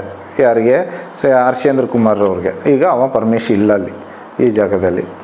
ಪ್ರಕೃತಿ ಚಿಕಿತ್ಸಾಲಯ ಎದುರಿಗೆ 2 ಕ್ಯಾಮ್ರಾ ಇಟ್ಟಿರ್ತಾರೆ ದ್ವಾರದಲ್ಲಿ, 2 ಫೋಕಸ್ಸು. ಆಪೋಸಿಟಲ್ಲಿ ಬಸ್ ಸ್ಟಾಪ್ ಇರುತ್ತೆ. ಆ ಬಸ್ ಸ್ಟಾಪ್ನಲ್ಲಿ 2 ಸೈಡು ಕ್ಯಾಮ್ರಾ ಫಿಕ್ಸ್ ಮಾಡಿರ್ತಾರೆ. ಆ ಕ್ಯಾಮ್ರಾ ಮಣ್ಣ ಸಂಕದವರೆಗೂ ರೆಕಾರ್ಡ್ ಆಗುತ್ತಾ ಇರುತ್ತೆ. ಯಾಕಂದರೆ ನಾವಲ್ಲಿ ಕೆಲಸ ಮಾಡುವಾಗ, ಗೂಡಿಸುವಾಗ, ಬೆಂಕಿ ಕೊಡುವಾಗ, ಸುಣ್ಣ ಹೊಡೆಯೋದಿದ್ರೆ ಏನೇ ಕೆಲಸ ಮಾಡಿದ್ರು ಅಲ್ಲಿಂದಲೇ ನೇತ್ರಾವತಿ ಸ್ನಾನ ಘಟಕದ ಆಫೀಸಿನಲ್ಲಿ ಟಿ ವಿಯಲ್ಲಿ ನೋಡ್ಬೋದು. ಆ ರೀತಿ ಒಂದು ಇದಿರುತ್ತೆ. ಮತ್ತು ಈ ಕಡೆ ತಗೊಂಡ್ರೆ ಆ ಟರ್ನ್ವರೆಗೂ ರೆಕಾರ್ಡ್ ಆಗುತ್ತಾ ಇರುತ್ತೆ ಆ ಬಸ್ ಸ್ಟ್ಯಾಂಡಲ್ಲಿದ್ದದು. ಆ ಬಸ್ ಸ್ಟ್ಯಾಂಡಲ್ಲಿದ್ದ ಕ್ಯಾಮರಾ 2 ಕ್ಯಾಮರಾವನ್ನು ಈ ಕೇಸಿನಲ್ಲಿ ಇದನ್ನು ಫುಲ್ ಬಸ್ ಸ್ಟ್ಯಾಂಡನ್ನೇ ಕಾಣದೆ ಮಾಯ ಮಾಡಿಬಿಟ್ಟಿದ್ದಾರೆ. ಬಸ್ ಸ್ಟ್ಯಾಂಡೇ ಇಲ್ಲ. ಬಸ್ ಸ್ಟ್ಯಾಂಡು ಅಷ್ಟು ಚಂದದ ಬಸ್ ಸ್ಟ್ಯಾಂಡು ಕ್ಯಾಮ್ರಾ ಸಮೇತ ಇದ್ದದನ್ನು ಆ ಬಸ್ ಸ್ಟ್ಯಾಂಡನ್ನು ತೆಗೆದುಬಿಟ್ಟಿದ್ದಾರೆ. ಈಗ ಬಸ್ ಸ್ಟ್ಯಾಂಡೇ ಇಲ್ಲ ಅಲ್ಲಿ. ಅಷ್ಟು ಸ್ವಚ್ಛತೆ ಇದ್ದ ರೋಡನ್ನು ಹಾಗೆ ಮಾಡಿಬಿಟ್ಟಿದ್ದಾರೆ. ಅಷ್ಟು ಪ್ರಕೃತಿ ಚಿಕಿತ್ಸಾಲಯ ಹಿಂಬದಿ ಗೇಟಲ್ಲಿ ಆ ಕಡೆಯಿಂದ ಬಂದರೆ ಜೋಡಿಸ್ತಾನ ಮಾರ್ಗದಿಂದ ಆಚೆ ಬದಿಯಿಂದ ಬಂದರೆ ಬ್ಯಾಕ್ ಗೇಟ್ ಹಿಂದೆಗಡೆ ಒಂದು ಗೇಟ್ ಇದೆ. ಅದರಲ್ಲಿ ಕೆಲಸದವರು ಮಹಿಳೆಯರೆಲ್ಲ ಅದರಲ್ಲಿ ಓಡಾಟ ಇತ್ತು. ಹೆಂಗಸರೆಲ್ಲ ಬಂದರೆ ಆ ಗೇಟ್ನಿಂದ ಬಂದು ಪ್ರಗತಿ ಚಿಕಿತ್ಸಾಲಯಲ್ಲಿ ಕೆಲಸ ಮಾಡ್ತಾಯಿದ್ರು. ಅದನ್ನು ಆ ಮಾರ್ಗದಲ್ಲಿ ಮುಖ್ಯವಾದವರು ಅಂದರೆ ಧೀರಜ್ ಕಿಲ್ಲಾ ಇರ್ಬೋದು, ಮಲ್ಲಿಕ್ ಜೈನ್ ಇರ್ಬೋದು, ಉದಯ್ ಜೈನ್ ಇರ್ಬೋದು, ಅವರೆಲ್ಲ ಅಲ್ಲಿ ಆ ಕಡೆ ಮನೆ ಪಕ್ಕ ಇರೋದ್ರಿಂದ ಆ ಕಡೆಯಿಂದ ಬರ್ತಾ ಹೋಗ್ತಾ ಇದ್ದರು. ಆ ಗೇಟನ್ನು ಈ ಕೇಸ್ ಆದ ನಂತರ ಅದನ್ನು ಕ್ಲೋಸ್ ಮಾಡಿಬಿಟ್ರು. ಈ ಕೇಸು ಬಂದ ತಕ್ಷಣವೇ ಆ ಗೇಟನ್ನು ಅಲ್ಲಿ ಕ್ಲೋಸ್ ಮಾಡಿದರು. ಅಲ್ಲಿ ಬೀಗ ಹಾಕಿ ಒಂದು ಜಂಕ್ ಸೀಟನ್ನು ಇಟ್ಟುಬಿಟ್ರು. ಆ ಗೇಟಿನ ಎದುರುಗಡೆ ಒಂದು ಮನೆ ಇದೆ. ಆ ಮನೆಯಲ್ಲಿ ವಾಸ ಇದ್ದರು, ಒಂದು ಕುಟುಂಬ ವಾಸ ಇತ್ತು. ವಾಸ ಇರಬೇಕಾದ್ರೆ ಆ ಕುಟುಂಬದ ಯಜಮಾನ ಅವನು ತೀರ್ಕೊಂಡ. ಅವನನ್ನು ಆ ಮನೆ ಬದಿಯಲ್ಲೇ ನಮ್ಮನ್ನು ಸುಟ್ಟಾಕಿಸಿದರು. ಕಟ್ಟಿಗೆಯನ್ನು ತಗೊಂಡೋಗಿ ಇಟ್ಟು ಅವನನ್ನು ನಾವೇ ಸುಟ್ಟಾಕಿದ್ವಿ. ಧರ್ಮಸ್ಥಳದಿಂದ ಟ್ಯಾಕ್ಟ್ರ್ನಲ್ಲಿ ಕಟ್ಟಿಗೆ ತಗೊಂಡೋಗಿ ಕಟ್ಟಿಗೆಯನ್ನು ಇಟ್ಟು ನಾವು ಸುಟ್ಟು ಹಾಕಿದ್ವಿ. ಕಾರಣ ಆ ಜಾಗ ಧರ್ಮಸ್ಥಳಕ್ಕೆ ಬೇಕು, ಅದಕ್ಕಾಗಿ ಅವನನ್ನು ಅಲ್ಲಿ ಸುಟ್ಟು ಹಾಕಿದ್ರು. ಅದರ ನಂತರ ಅದರ ಮುಂಚೆನೇ ಅಲ್ಲಿದ್ದ ಜಾಗವನ್ನು ಅವರಿಗೆ ವಶೀಕರಣ ಮಾಡಿಕೊಂಡಿದ್ದಾರೆ. ಇದು ನನಗೆ ಗೊತ್ತಿದ್ದ ಮಾಹಿತಿ. ಒಂದಿನ ನಾನು ಊರಿಗೆ ಹೋಗಿದ್ದೆ. ನಡುರಾತ್ರಿ ಬಾಲಕೃಷ್ಣ ಮ್ಯಾನೇಜರ್ ಫೋನ್ ಮಾಡಿ, ಎಲ್ಲಿ ಹೋಗಿದ್ದೆ, ಎಲ್ಲಿ ಸತ್ತಿದ್ದೀನಿ ನೀನು ಮಾರೆ, ಇಲ್ಲಿ ಎರ ಬಿದ್ದರೆ ತೆಗಿಲಿಕ್ಕೆ ಜನ ಇಲ್ಲ, ನಾಯಿ ಸತ್ರ ತೆಗಿಲಿಕ್ಕೆ ಜನ ಇಲ್ಲ, ಕಸ ಗುಡಿಸೋರು ಯಾರು, ನಿನ್ನಷ್ಟಕ್ಕೆ ನಿನ್ನ ಇಷ್ಟಕ್ಕೆ ರಜೆ ಮಾಡಿ ಹೋದರೆ ಯಾರು ಕೇಳಿ ರಜೆ ಮಾಡಿದೆ ಅಂತ ಕೇಳಿದರು. ಕೇಳುವಾಗ ನಾನು ಬಾಲಕೃಷ್ಣ ಮ್ಯಾನೇಜರ್ ಹತ್ರ ಹೇಳಿದೆ, ಚಂದ್ರಶೇಖರ್ ಭಟ್ರ ಹತ್ರ ಕೇಳಿದ್ದೀನಿ ಸರ್ ಅಂತ. ಕೂಡಲೇ ಅವರು ನನಗೆ ಫೋನ್ ಮಾಡಿದರು, ನೀ ಬೇಗ ಬರೋದಾದರೆ ಬಂದು ಕೆಲಸಕ್ಕೆ ಸೇರು, ಇಲ್ಲಾಂದರೆ ನಿನ್ನ ಮನೆಗೆ ರೂಮ್ಗೆ ಬೀಗ ಹಾಕ್ತಾರೆ, ನಿನಗೆ ಕೆಲಸ ಇಲ್ಲ, ಎಲ್ಲ ಬೈತಾರೆ, ಬೇಗ ಬಾ ಅಂತ ಹೇಳಿದರು. ನಾನು ಆ ಕೂಡಲೇ ಹೊರಟು ಬಂದೆ. ಬರಬೇಕಾದ್ರೆ ಒಂದು 10 ಗಂಟೆ ಸಮಯ ಇರಬೇಕು ಬೆಳಿಗ್ಗೆ. ಅಷ್ಟೊತ್ತಿಗೆ ಒಂದು 2-3 ವ್ಯಾನ್ 4-5 ವ್ಯಾನ್ ಬಂತು. ವ್ಯಾನ್ನಲ್ಲಿ ನಾಯಿ ಎಲ್ಲ ಕರ್ಕೊಂಡು ಬಂದರು. ಕರ್ಕೊಂಡು ಬರುವಾಗ ಅಲ್ಲಿ ಏನ ಇದೆ ಅಂತ ಗೊತ್ತಾಯಿತು. ಹೋದೆ. ಅಷ್ಟಾಗುವಾಗ ನನಗೆ ಗೊತ್ತಾಯಿತು ಅದು ಸೌಜನ್ಯನ ಶವ ಅಂತ ಮತ್ತೆ ಗೊತ್ತಾಯಿತು. ಇವಾಗ ಬಂದವರು ಮಂಗಳೂರಿಂದ ಪೊಲೀಸ್ನವರು ಯಾರು ಬಂದರು ಈ ಕಾರ್ನಲ್ಲಿ, ಇವರೆಲ್ಲ ಯಾರು ಡೆಡ್ ಬಾಡಿ ಇದ್ದ ಜಾಗಕ್ಕೆ ಹೋಗಲಿಲ್ಲ. ಬೆಳ್ತಂಗಡಿ ಪೊಲೀಸು, ಧರ್ಮಸ್ಥಳ ಪೊಲೀಸು ಮಾತ್ರ ಡೆಡ್ ಬಾಡಿ ಹತ್ರ ನಿಂತರು. ಅಲ್ಲದೆ ಇವರೆಲ್ಲ ರೋಡ್ನಿಂದ ಹೊರಗಡೆ ನಿಂತ್ಕೊಂಡ್ರು. ಮತ್ತು ಅವರು ಏನು ಮಾಡಿದ್ರು, ಅರ್ಧ ಗಂಟೆ 1/4 ಗಂಟೆ ಕಾರ್ಯಾಚರಣೆ ಮಾಡಿ ಪೊಲೀಸ್ನವರು ನಾಯಿ ಕರ್ಕೊಂಡು ಹೊರಟರು. ಮತ್ತು ಡೆಡ್ ಬಾಡಿ ತಗೊಂಡು ಹೋದರು. ಆನಂತರ ಗೊತ್ತಾಯಿತು ಡೆಡ್ ಬಾಡಿ ಸೌಜನ್ಯದು ಅಂತ. ಅದರ ನಂತರ ನೋಡಿದರೆ ಹಿಂದೆಯೇ ಬಾಲಕೃಷ್ಣ ಪೂಜಾರಿ ಅಂತ ಇದ್ದಾರೆ, ಅವರು ಸೌಜನ್ಯನ ತಾಯಿಯನ್ನು ಕರ್ಕೊಂಡೋಗಿ ಬೆನಕ ಹಾಸ್ಪಿಟ್ಲಲ್ಲಿ ಕೂಡಿ ಹಾಕಿದರು. ಇವಳು ಅಸ್ವಸ್ಥಲಾಗಿದ್ದಾಳೆ, ಮಾನಸಿಕ ಆಗಿದ್ದಾಳೆ, ಇವಳನ್ನು ಯಾವುದೇ ಕಾರಣಕ್ಕೂ ಹೊರಗೆ ಬಿಡಬೇಡಿ ಅಂತೇಳಿ ಅಲ್ಲಿ ಕೂಡಿ ಹಾಕಿದರು. ಅವ್ರ ತಂದೆಯನ್ನು ಸಾಕ್ಷಿ ಹೇಳಲಿಕ್ಕೆ ಅಂತೇಳಿ ಬೆಳ್ತಂಡಿ ಪೊಲೀಸ್ ಸ್ಟೇಷನ್ಗೆ ಕರ್ಕೊಂಡು ಹೋದರು. ಸರಿ, ಅದ್ರ ನಂತರ ಏನಾಯಿತು ನನಗೆ ಗೊತ್ತಾಗಲಿಲ್ಲ. ನಾನು ಇಲ್ಲಿ ಕೆಲಸ ಮಾಡಿ ನನ್ನಷ್ಟಕ್ಕೆ ಕೆಲಸ ಎಲ್ಲ ಮುಗಿಸಿ ಒಂದು 11 ಗಂಟೆ ಆಗುವಾಗ ನಾವು ಹೋಗಿ ನೋಡಿ ಬರುವಪ್ಪ ನಮ್ಮೂರು ಹೆಣ್ಣು ಮಕ್ಕಳು ಹೇಗೆ ಏನು ಅಂತ ನೋಡುವಂತ ಹೋಗುವಾಗ ಅಲ್ಲಿ ರಸ್ತೆಯಲ್ಲಿ ಬೆದರು ಬೊಂಬೆಲ್ಲ ಇಟ್ಟು ಬ್ಯಾರ್ಲು ಇದೆಲ್ಲ ಡ್ರಮ್ ಎಲ್ಲ ಇಟ್ಟಿದ್ರು. ಯಾವುದೇ ಹೆಣ ಹೋದರೂ ಆ ಥರ ಇಡೋದಿಲ್ಲ. ಈ ಹೆಣಕ್ಕೆ ಮಾತ್ರ, ಈ ಡೆಡ್ ಬಾಡಿ ಕೊಂಡೋಗುವಾಗ ಮಾತ್ರ ಆ ಥರ ಇಟ್ಟಿದ್ದಾರೆ. ಮತ್ತು ಅಲ್ಲಿ ಹೋಗಿ ನೋಡುವಾಗ ಕನ್ನಡಿ ಎಲ್ಲ ಬಂದಾಗಿದೆ, ಕನ್ನಡಿ ಸಮೇತ ಓಪನ್ ಇಲ್ಲ. ಸರಿ, ನಾವು ನೋಡುವಾಗ ಅಲ್ಲಿ ರೂಮ್ ಬಾಯ್ನವರು 4-5 ಜನ ಇದ್ದಾರೆ, ಮತ್ತು ಧರ್ಮಸ್ಥಳ ಪೊಲೀಸೇ ಅಲ್ಲಿ ಇದ್ದರು. ನಾನು ನೋಡಿಕೊಂಡು ನನ್ನಷ್ಟಿಗೆ ಬಂದೆ. ಯಾಕಂದರೆ ನಾನು ಎಣ್ಣೆ ತೆಗೆಯೋದ್ರಿಂದ ನನ್ನನ್ನು ಏನು ಕೇಳಲಿಲ್ಲ. ನನ್ನಷ್ಟಿಗೆ ಹೋಗಿ ಬಂದೆ. ಹಾಗೆ ಸ್ವಲ್ಪ ಸಮಯ ಹೋಗ್ತಾ ಒಂದು ಸ್ವಲ್ಪ ದಿನಗಳು ಹಾಗೆ ದಿನ ಕಳೆದ ಹೋಗ್ತಾ ಇದ್ದಂಗೆ ರವಿ ಪೂಜಾರಿ ಸ್ವಲ್ಪ ಎಣ್ಣೆ ಹಾಕ್ಕೊಳ್ತಾ ಇದ್ದ. ಎಣ್ಣೆ ಹಾಕ್ಕೊಂಡು ಅವನಷ್ಟಕ್ಕೆ ಅವನು ಸ್ವಲ್ಪ ಮಾತಾಡಿ, ಅದು ಏನು ಅಂದರೆ ಭಯನಟದಲ್ಲಿ ಸ್ವಲ್ಪ ಭಯಭೀತಿ ಬಿದ್ದಿದ್ದ, ಮುಖ ಎಲ್ಲ ಭಯಭೀತಿ ಇತ್ತು. ಆ ಟೈಮ್ಗೆ ನಾನು ಕೇಳಿದೆ, ಯಾಕೆ ಮರೆ ಈ ಥರ ಇದೆಯಾ, ಎಣ್ಣೆ ಹಾಕ್ಕೊಂಡು ಈ ಥರ ತಿರುಗ್ತೀಯ ಅಂತ. ಅಲ್ಲಿ ನೆಸ್ಕಾಫಿ ಅಂಗಡಿಯವರು ಇದ್ದರು. ಅವ್ರ ಹತ್ರ ಒಂದು 2-3 ಸಾವಿರ ರೂಪಾಯಿ ದುಡ್ಡು ಇವನು ಸಾಲ ಕೊಟ್ಟಿದೆ ಅಂತ ಅವನೇ ಹೇಳಿದ ನನ್ನ ಹತ್ರ. ಮತ್ತು ಮನೆಯಲ್ಲಿ ಒಂದು 8,000 ದುಡ್ಡು ಕೊಟ್ಟು ಬಂದಿದ್ದೀನಿ ಅಂತ ಹೇಳ್ದ. ಇಷ್ಟು ದುಡ್ಡು ಎಲ್ಲಿಂದ ಬಂತು ಮಾರೆ ಅಂತ ನಾನು ಕೇಳಿದೆ. ನನಗೆ ಸಣ್ಣದನಿಗಳಿಗೆ ಕರೆದು ಕೊಟ್ಟರು ಮಾರೆ 25,000 ಅಂತ ಹೇಳ್ದ. ಮತ್ತು ಹೋಗಿ ಮಾರೆ, ಸಣ್ಣದನಿಗಳು ಮದುವೆ ಆದವ್ರಿಗೆ ಮಾತ್ರ ಸಾಲ ಕೊಡೋದು, ನಿನಗೆ ಮದುವೆ ಆಗಿಲ್ಲ, ನಿನಗೆ ಯಾಕೆ ಸಾಲ ಕೊಡ್ತಾರೆ ಅಂತ ಹೇಳುವಾಗ, ಹೋಗು ಮಾರೆ ನಿನಗೆ ಎಂತ ಗೊತ್ತು, ನಿನ್ನ ಕೆಲಸ ನೋಡು ಹೋಗು ಅಂತ ಹೇಳಿದ. ಮತ್ತು ಯಾಕೆ ಮಾರೆ ಇಷ್ಟು ಟೆನ್ಷನಲ್ಲಿದೆಯಾ, ಏನಾಯಿತು ಏಕೆ ಅಂತ ಹೇಳುವಾಗ ಭಯಭೀತನಾಗೆ ಇದ್ದ ಪಾಪ. ನನಗೆ ಅವ್ನು ನೋಡುವಾಗ ಬೇಜಾರಾಗ್ತಾಯಿತ್ತು. ಇಷ್ಟು ದಿವಸದಲ್ಲಿ ನಾನು ಆ ಥರ ಅವನ ಬೇಜಾರಿನಲ್ಲಿ ನಾನು ನೋಡಲಿಲ್ಲ. ಚಂದದಲ್ಲಿ ನಕ್ಕೊಂಡು ಖುಷಿಯಲ್ಲಿ ಇರ್ತಿದ್ದ, ಹಾಗೆ ದೆವ್ವ ಬಡ್ದಾಗೆ ಇದ್ದ.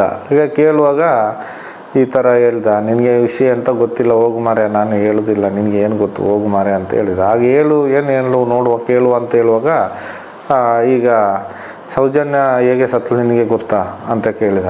ಕೇಳುವಾಗ, ಏನು ಮಾರೆ ಆಶ್ಚರ್ಯ, ನಿನ್ನ ಹೇಳೋದು ನಾನು ನಂಬಲಿಲ್ಲ ಮಾರೆ, ಹೋಗು ಮಾರೆ ಅಂತ ಹೇಳಿದೆ.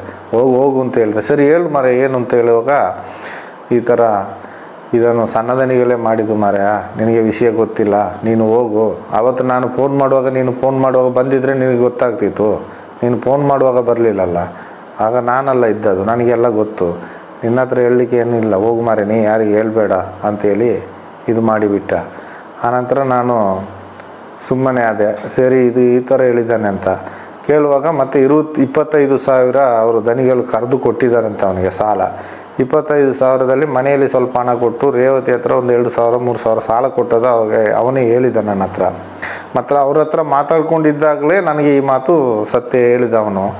ಹೇಳಿದ ನಂತರ ನನಗೆ ಸ್ವಲ್ಪ ತುಂಬ ಫೀಲಿಂಗ್ ಆಯಿತು, ಭಾರಿ ಬೇಜಾರಾಯಿತು, ಈ ಥರ ಆಯ್ತೆ ಅಂತ. ಅಷ್ಟು ಚಿಂತನೆ ಮಾಡುವಾಗಲೇ ಅವನು ಮರುದಿವಸ ಹ್ಯಾಂಗಿಂಗ್ ಮಾಡಿಕೊಂಡಂಥ ಸುದ್ದಿ ಹೇಳ್ತಾರೆ. ಹಾಗೆ ಹೇಳುವಾಗ ನನಗೆ ತುಂಬ ಬೇಸರ ಆಯಿತು. ಯಾಕಂದರೆ ಹ್ಯಾಂಗಿಂಗ್ ಮಾಡಿಕೊಂಡ ಅಂತ ಮರುದಿವಸ ಬೆಳಿಗ್ಗೆ ಹೇಳ್ತಾ ಇದ್ದಾರೆ. ಮರುದಿವಸ ಬೆಳಿಗ್ಗೆ ಹೋಗಿ ಇದೇ ಇಟಲ್ನ ಹೋಟ್ಲಲ್ಲಿ ಹೋಗಿ ಬನ್ಸು ತಿಂದು ಕಾಫಿ ಕುಡಿದು ಟೀ ಕುಡಿದು ಬಂದಿದ್ದಾನೆ. ಬಂದು ಪೇಪರ್ ಓದಿ ಬಂದಿದ್ದಾನೆ ಅಂತ ಹೇಳ್ತಾರೆ. ಬಂದು ರೂಮಿಗೆ ಬಂದವ, ಅವು ಗಂಜಿ ಊಟ ಸಹ ಮಾಡಿಲ್ಲ. ಆ ತಕ್ಷಣ ಬೆಳಗಿನ ಜಾವ 7-7:30 ಇರ್ಬೋದು. ಅಷ್ಟೊತ್ತಾಗುವಾಗ ಅವನನ್ನು ಹ್ಯಾಂಗಿಂಗ್ ಮಾಡಿಕೊಂಡು, ಆಗ ನಾವು ಪರಕೆ ತಗೊಂಡು ಹೋಗ್ತಾ ಇದ್ವಿ ಗುಡಿಸ್ಲಿಕ್ಕೆ. ನಮ್ಮನ್ನು ಸಮೇತ ಒಳಗೆ ಬಿಡಲಿಲ್ಲ ಅಂತ ಹೇಳಿದರು. ನಮ್ಮನ್ನು ಬಿಡಲಿಲ್ಲ ಅಂತ ಹೇಳುವಾಗಲೇ ನನಗೆ ತುಂಬ ಬೇಸರ ಆದ ಸಂಗತಿ ಅಂದರೆ ಅವತ್ತು ತುಂಬ ಬೇಸರ ಆಯಿತು. ಯಾಕಂದರೆ ನನ್ನೊಟ್ಟಿಗೆ ಇದ್ದವ ನನ್ನ ಫ್ರೆಂಡು ಒಂದು ನೋಡಲಿಕ್ಕೆ ಒಳಗೆ ಬಿಡಲಿಲ್ಲ. ಅಷ್ಟು ಪಕ್ಕ ಇಳಿಸಿ ಅವನನ್ನು ಇದು ಮಾಡಿದರು. ಹ್ಯಾಂಗಿಂಗು ಮಾಡಿದ್ದು ನನಗೆ 2 ಜನರ ಮೇಲೆ ಸಂಶಯ ಇದೆ. ಅದನ್ನು ನಾನು ಹೇಳಲಿಕ್ಕೆ ಇಷ್ಟಪಡೋದಿಲ್ಲ. ಯಾಕಂದರೆ ಅವರ ರೂಮ್ ಬಾಯ್ನವರೇ ಮಾಡಿದ್ದಾರೆ. ಯಾಕೆಂದರೆ ರಾಧಾಕೃಷ್ಣ ಇರ್ಬೋದು, ಯೋಗೇಶ ಇರ್ಬೋದು, ಇದ್ದರು ಆ ಟೈಮಿನಲ್ಲಿ. ಅವರೆಲ್ಲ ಬೈತಾ ಇದ್ರು ಅವನನ್ನು. ಯಾಕೆ ಅದನ್ನು ನಾನು ಫಾಲೋ ಮಾಡಿಕೊಂಡೇ ಇದ್ದೆ. ಯಾಕಂದರೆ ಇವರು ಯಾರೋ ಮಾಡಿದ್ದಾರೆ, ಮಾಡಿ ಅವನನ್ನು ಇಷ್ಟು ಚಿಕ್ಕ ಕಂಬಿಯಲ್ಲಿ ಕಟ್ಟಾಕಿ ನ್ಯಾನಿಂಗ್ ಮಾಡಲಿಕ್ಕೆ ಸಾಧ್ಯನೇ ಇಲ್ಲ. ಅದನ್ನು ಪೊಲೀಸ್ ಬರೋ ಮುಂಚೆ ಇಳಿಸಿ ಸದ್ದೇ ಇಲ್ಲದೆ ಕೊಂಡೋಗಿ ಮನೆಗೆ ಇಟ್ಟು ಬಂದಿದ್ದಾರೆ. ಹಾಗೆ ಮಾಡಿ ಅವನ ಸದ್ದೇ ಇಲ್ಲ, ಅವನು ಏನಾದ, ಹೇಗೆ ಮಾಡಿದರು, ಎಂಥದ್ದು ಸದ್ಯ ಸುಳಿವೇ ಇಲ್ಲದಾಗೆ ಮಾಡಿಬಿಟ್ರು. ಅವನು ಸತ್ತ ನಂತರ ನನಗೆ ತುಂಬ ಬೇಸರ ಆಯಿತು. ಅದೇ ದುಃಖದಲ್ಲಿ ನನಗೆ ಭಯ ಬರಲಿಕ್ಕೆ ಕಾರಣ. ಈಗ ಅಷ್ಟು ಒಂದು ರೂಮ್ ಬಾಯನ್ನು ಹೊರಗಡೆ ಕಾಡಿನಲ್ಲೋ ಅಲ್ಲ ನದಿ ತೀರದಲ್ಲೋ ಕಾಲು ಜಾರಿ ಬಿದ್ದು ಸತ್ತ ಅಂತಂದರೆ ನಾವು ನಂಬೋದು. ಇದು ಅವನು ಮಲಗುವ ಕೋಣೆಯಲ್ಲೇ ಹ್ಯಾಂಗಿಂಗ್ ಮಾಡ್ಕೊಂಡು ಸಾಯ್ತಾನೆ ಅಂದರೆ ಹಾಡಗಳಲ್ಲಿ ಯಾರು ನಂಬಲಿಕ್ಕೆ ಸಾಧ್ಯ ಇಲ್ಲ. ಈಗ ಕತ್ಲೆಗಾದರೆ ನಿದ್ದೆ ಮಾಡುವಾಗ ಸಾಯ್ತಾನೆ ಅಂತ ಹೇಳ್ಬೋದು, ಏನಾದರೂ ಒಂದು ಕಾರಣ ಹೇಳ್ಬೋದು. ಹಾಡು ಹಗಲಲ್ಲಿ 7-7:30 ಗಂಟೆಗೆ ಅವನು ಹ್ಯಾಂಗಿಂಗ್ ಮಾಡ್ತಾನೆ. ಅದು ಟಿಫನ್ ಮಾಡ್ಕೊಂಡು ಹೋಗಿ ಹ್ಯಾಂಗಿಂಗ್ ಮಾಡ್ತಾನೆ ಹಂಗಂತೇಳಿ ಪ್ರಚಾರ ಮಾಡ್ತಾರೆ, ಹ್ಯಾಂಗಿಂಗ್ ಮಾಡಿದ್ದಾನೆ ಅಂತ. ನಾನು ಹೇಳ್ತೀನಿ, ಸತ್ಯವಾಗಿ ಅವನು ಹ್ಯಾಂಗಿಂಗ್ ಮಾಡುವಂಥ ಪರಿಸ್ಥಿತಿಯೇ ಇಲ್ಲ. ಅಷ್ಟು ಒಳ್ಳೆಯ ಹುಡುಗ. ಈ ವಿಷಯ ಹೊರಗೆ ಬಂದ ತಕ್ಷಣವೇ ಅವನನ್ನು ಕೊಂದಾಕಿಬಿಟ್ರು. ಹೀಗೆ ಕೆಲವು ಸಾಕ್ಷಿಗಳನ್ನು ಕೊಂದಾಕಿಬಿಟ್ಟಿದ್ದಾರೆ, ಕೆಲವೊಂದು ಜನರನ್ನು ಸಾಯಿಸಿಬಿಟ್ಟಿದ್ದಾರೆ, ಸಸ್ಪೆನ್ಸಲ್ಲೇ ಮುಗಿಸಿಬಿಟ್ಟಿದ್ದಾರೆ. ಇದು ನಮಗೆ ಅರಿವಾಯಿತು, ಇದರ ಅರಿವಾಯಿತು. ಇನ್ನು ನಮ್ಮನ್ನು ಕೊಲ್ಲಲಿಕ್ಕೆ ಹೆಚ್ಚು ದಿನ ಇಲ್ಲ. ನಾವು ಬದುಕಿದರೆ ಎಲ್ಲಿಯಾದರೂ ಭಿಕ್ಷೆ ಎತ್ತು ಬದುಕುವ. ಈ ಧರ್ಮಸ್ಥಳದ ಅನ್ನಧರ್ಮನ ಇಲ್ಲಿಗೆ ಮುಗೀತು ಅಂತೇಳಿ ತೀರ್ಮಾನ ಮಾಡಿದ್ವಿ. ನಾವು ಅಲ್ಲಿಗೆ ಊರು ಬಿಡಲಿಕ್ಕೆ ರೆಡಿಯಾಗಿದ್ವಿ. ನಾನೀಗ ಕೇಳ್ಕೊಳ್ಳೋದೇನೆಂದರೆ, ಮಾನ್ಯ ಮುಖ್ಯಮಂತ್ರಿಗಳಿಗೂ ಮಾನ್ಯ ನ್ಯಾಯಪೀಠ ದೇವರುಗಳಿಗೂ ಒಂದೇ ವಿಶೇಷವಾಗಿ ಪೊಲೀಸ್ ಅಧಿಕಾರಿಗಳಿಗೂ ನಾನೊಂದು ಬೇಡಿಕೆ ಏನೆಂದರೆ, ಇದುವರೆಗೂ ನಾನು ಊತಾಕಿದ ಹೆಣಗಳನ್ನು ಪೊಲೀಸರಿಗೆ ಗಮನಕ್ಕೆ ಇಲ್ಲದೆ ಊತಾಕಿದ ಹೆಣಗಳನ್ನು ನನಗೆ ರಕ್ಷಣೆ ಕೊಟ್ಟು ನೀವು ನೋಡಿದರೆ ಸ್ವಾಮಿ, ನಾನು ದಯವಿಟ್ಟು ಅದನ್ನೆಲ್ಲ ನಾನು ತೆಗೆದು ತೋರಿಸ್ಬಿಡ್ತೇನೆ. ಆದರೆ ಅಡ್ರೆಸ್ಸು ವಿವರ ಏನೂ ಇಲ್ಲದೆ ಊತಾಕಿದ ಹೆಣಗಳು, ಆ ಆತ್ಮಗಳಿಗಾದರೂ ಶಾಂತಿ ಸಿಗ್ಬೋದು ಅಂತ ನಾನು ಮನಸ್ಸಲ್ಲಿ ನೆನೆಸ್ಕೊಂಡಿದ್ದೇನೆ. ಇನ್ನು ಮೇಲಾದರೂ ದಯವಿಟ್ಟು ಇದೊಂದು ಅವಕಾಶ ಮಾಡಿಕೊಡಿ ಸ್ವಾಮಿ. ಯಾಕಂದರೆ ನನ್ನ ಮನಸ್ಸಲ್ಲಿ ವೇದನೆ ಆಗಿದೆ. ಯಾಕಂದರೆ ನನ್ನ ಫ್ರೆಂಡನ್ನು ಕಳ್ಕೊಂಡೆ, ನನ್ನ ಜೀವ ಉಳಿದಿರೋದು ಹೆಚ್ಚಿನ ವಿಷಯ. ಇನ್ನು ಗೊತ್ತಾದರೆ ನನ್ನನ್ನು ಕೊಲ್ಲಲಿಕ್ಕೆ ರೆಡಿ ಇದ್ದಾರೆ. ನಾನು ಅದರಿಂದಲೇ ಈ ಬೇಡಿಕೆ ನಿಮ್ಮ ಮುಂದೆ ಇಟ್ಟಿದ್ದೇನೆ. ನನಗೆ ರಕ್ಷಣೆ ಕೊಟ್ಟು ನೀವು ದಯಮಾಡಿ ನನಗೊಂದು ಉಪಕಾರ ಮಾಡಿದರೆ, ನಾನು ಎಲ್ಲೆಲ್ಲಿ ಹೆಣ ಊತಾಕಿದ್ದೀನೋ ಅಷ್ಟು ಹೆಣಗಳನ್ನು ನಾನು ತೆಗೆದು ತೋರಿಸ್ತೇನೆ. ನೀವು ಆ ಉಳಿದ ಈಗ ಹೆಣಗಳು ಕಮ್ಮಿ ಆಗಿದೆ, ಈಗ ಹೆಣಗಳೇ ಬೀಳೋದಿಲ್ಲ ಅಂತ ಹೇಳಿದ್ದಾರೆ. ಅದು ಸಂತೋಷದ ಸುದ್ದಿ. ಆದರೆ ಇದ್ರ ಮುಂಚೆ ನಾವು ಊತಾಕಿದ ಹೆಣಗಳಿಗೆ ನಾನು ಪ್ರಾಯ ಪರಿಸ್ಥಿತಿ ಬೇಡ್ಕೊಳ್ತಾ ಇದ್ದೀನಿ. ಇದೊಂದು ಉಪಕಾರ ಮಾಡಿಕೊಡಿ ಸ್ವಾಮಿಗಳೇ. ಇದೇ ನಾನು ಬೇಡ್ಕೊಳ್ಳೋದು, ಕೊನೆಯಾಗಿ ನಾನು ಬೇಡ್ಕೊಳ್ತಾ ಇದ್ದೀನಿ ನಿಮ್ಮ ಹತ್ರ. ಯಾಕಂದರೆ ಕೊನೆಯ ಆಸೆ ಇದು. ನಾನು ಇನ್ನು ಎಷ್ಟು ದಿವಸ ಬದುಕ್ತೀನಿ ಅಂತ ಗೊತ್ತಿಲ್ಲ. ನನ್ನ ಯಾವುದೇ ಕುಟುಂಬಗಳಿಗೆ ಆಗಲಿ, ನನ್ನ ಸ್ವಂತ ಜನಗಳಿಗಾಗಲಿ, ನನ್ನ ಅಣ್ಣ ತಮ್ಮಂದಿರು, ಅಕ್ಕ ತಂಗಿ ಇರ್ಬೋದು, ನನ್ನ ಯಾವುದೇ ಒಂದು ಜೀವ ಹಾನಿ ಆದರೆ ಧರ್ಮಸ್ಥಳ ಮೇಲ್ವಿಚಾರಕರೇ ನನ್ನ ಮೇಲೆ ಹಲ್ಲೆ ಮಾಡಿ ಕೊಳ್ತಾರಲ್ಲದೆ ಬೇರೆ ಯಾರು ನನ್ನ ಜೀವಕ್ಕೆ ಹೊಣೆಗಾರಿಕೆ ಇಲ್ಲ. ಇದನ್ನು ನನ್ನ ಮನಸ್ಫೂರ್ತಿಯಾಗಿ ಹೇಳ್ಕೊಳ್ತಾ ಇದ್ದೇನೆ. ಇದು ಕೊಡೇ ಬೇಡಿಕೆ ನಂದು ಸ್ವಾಮಿ.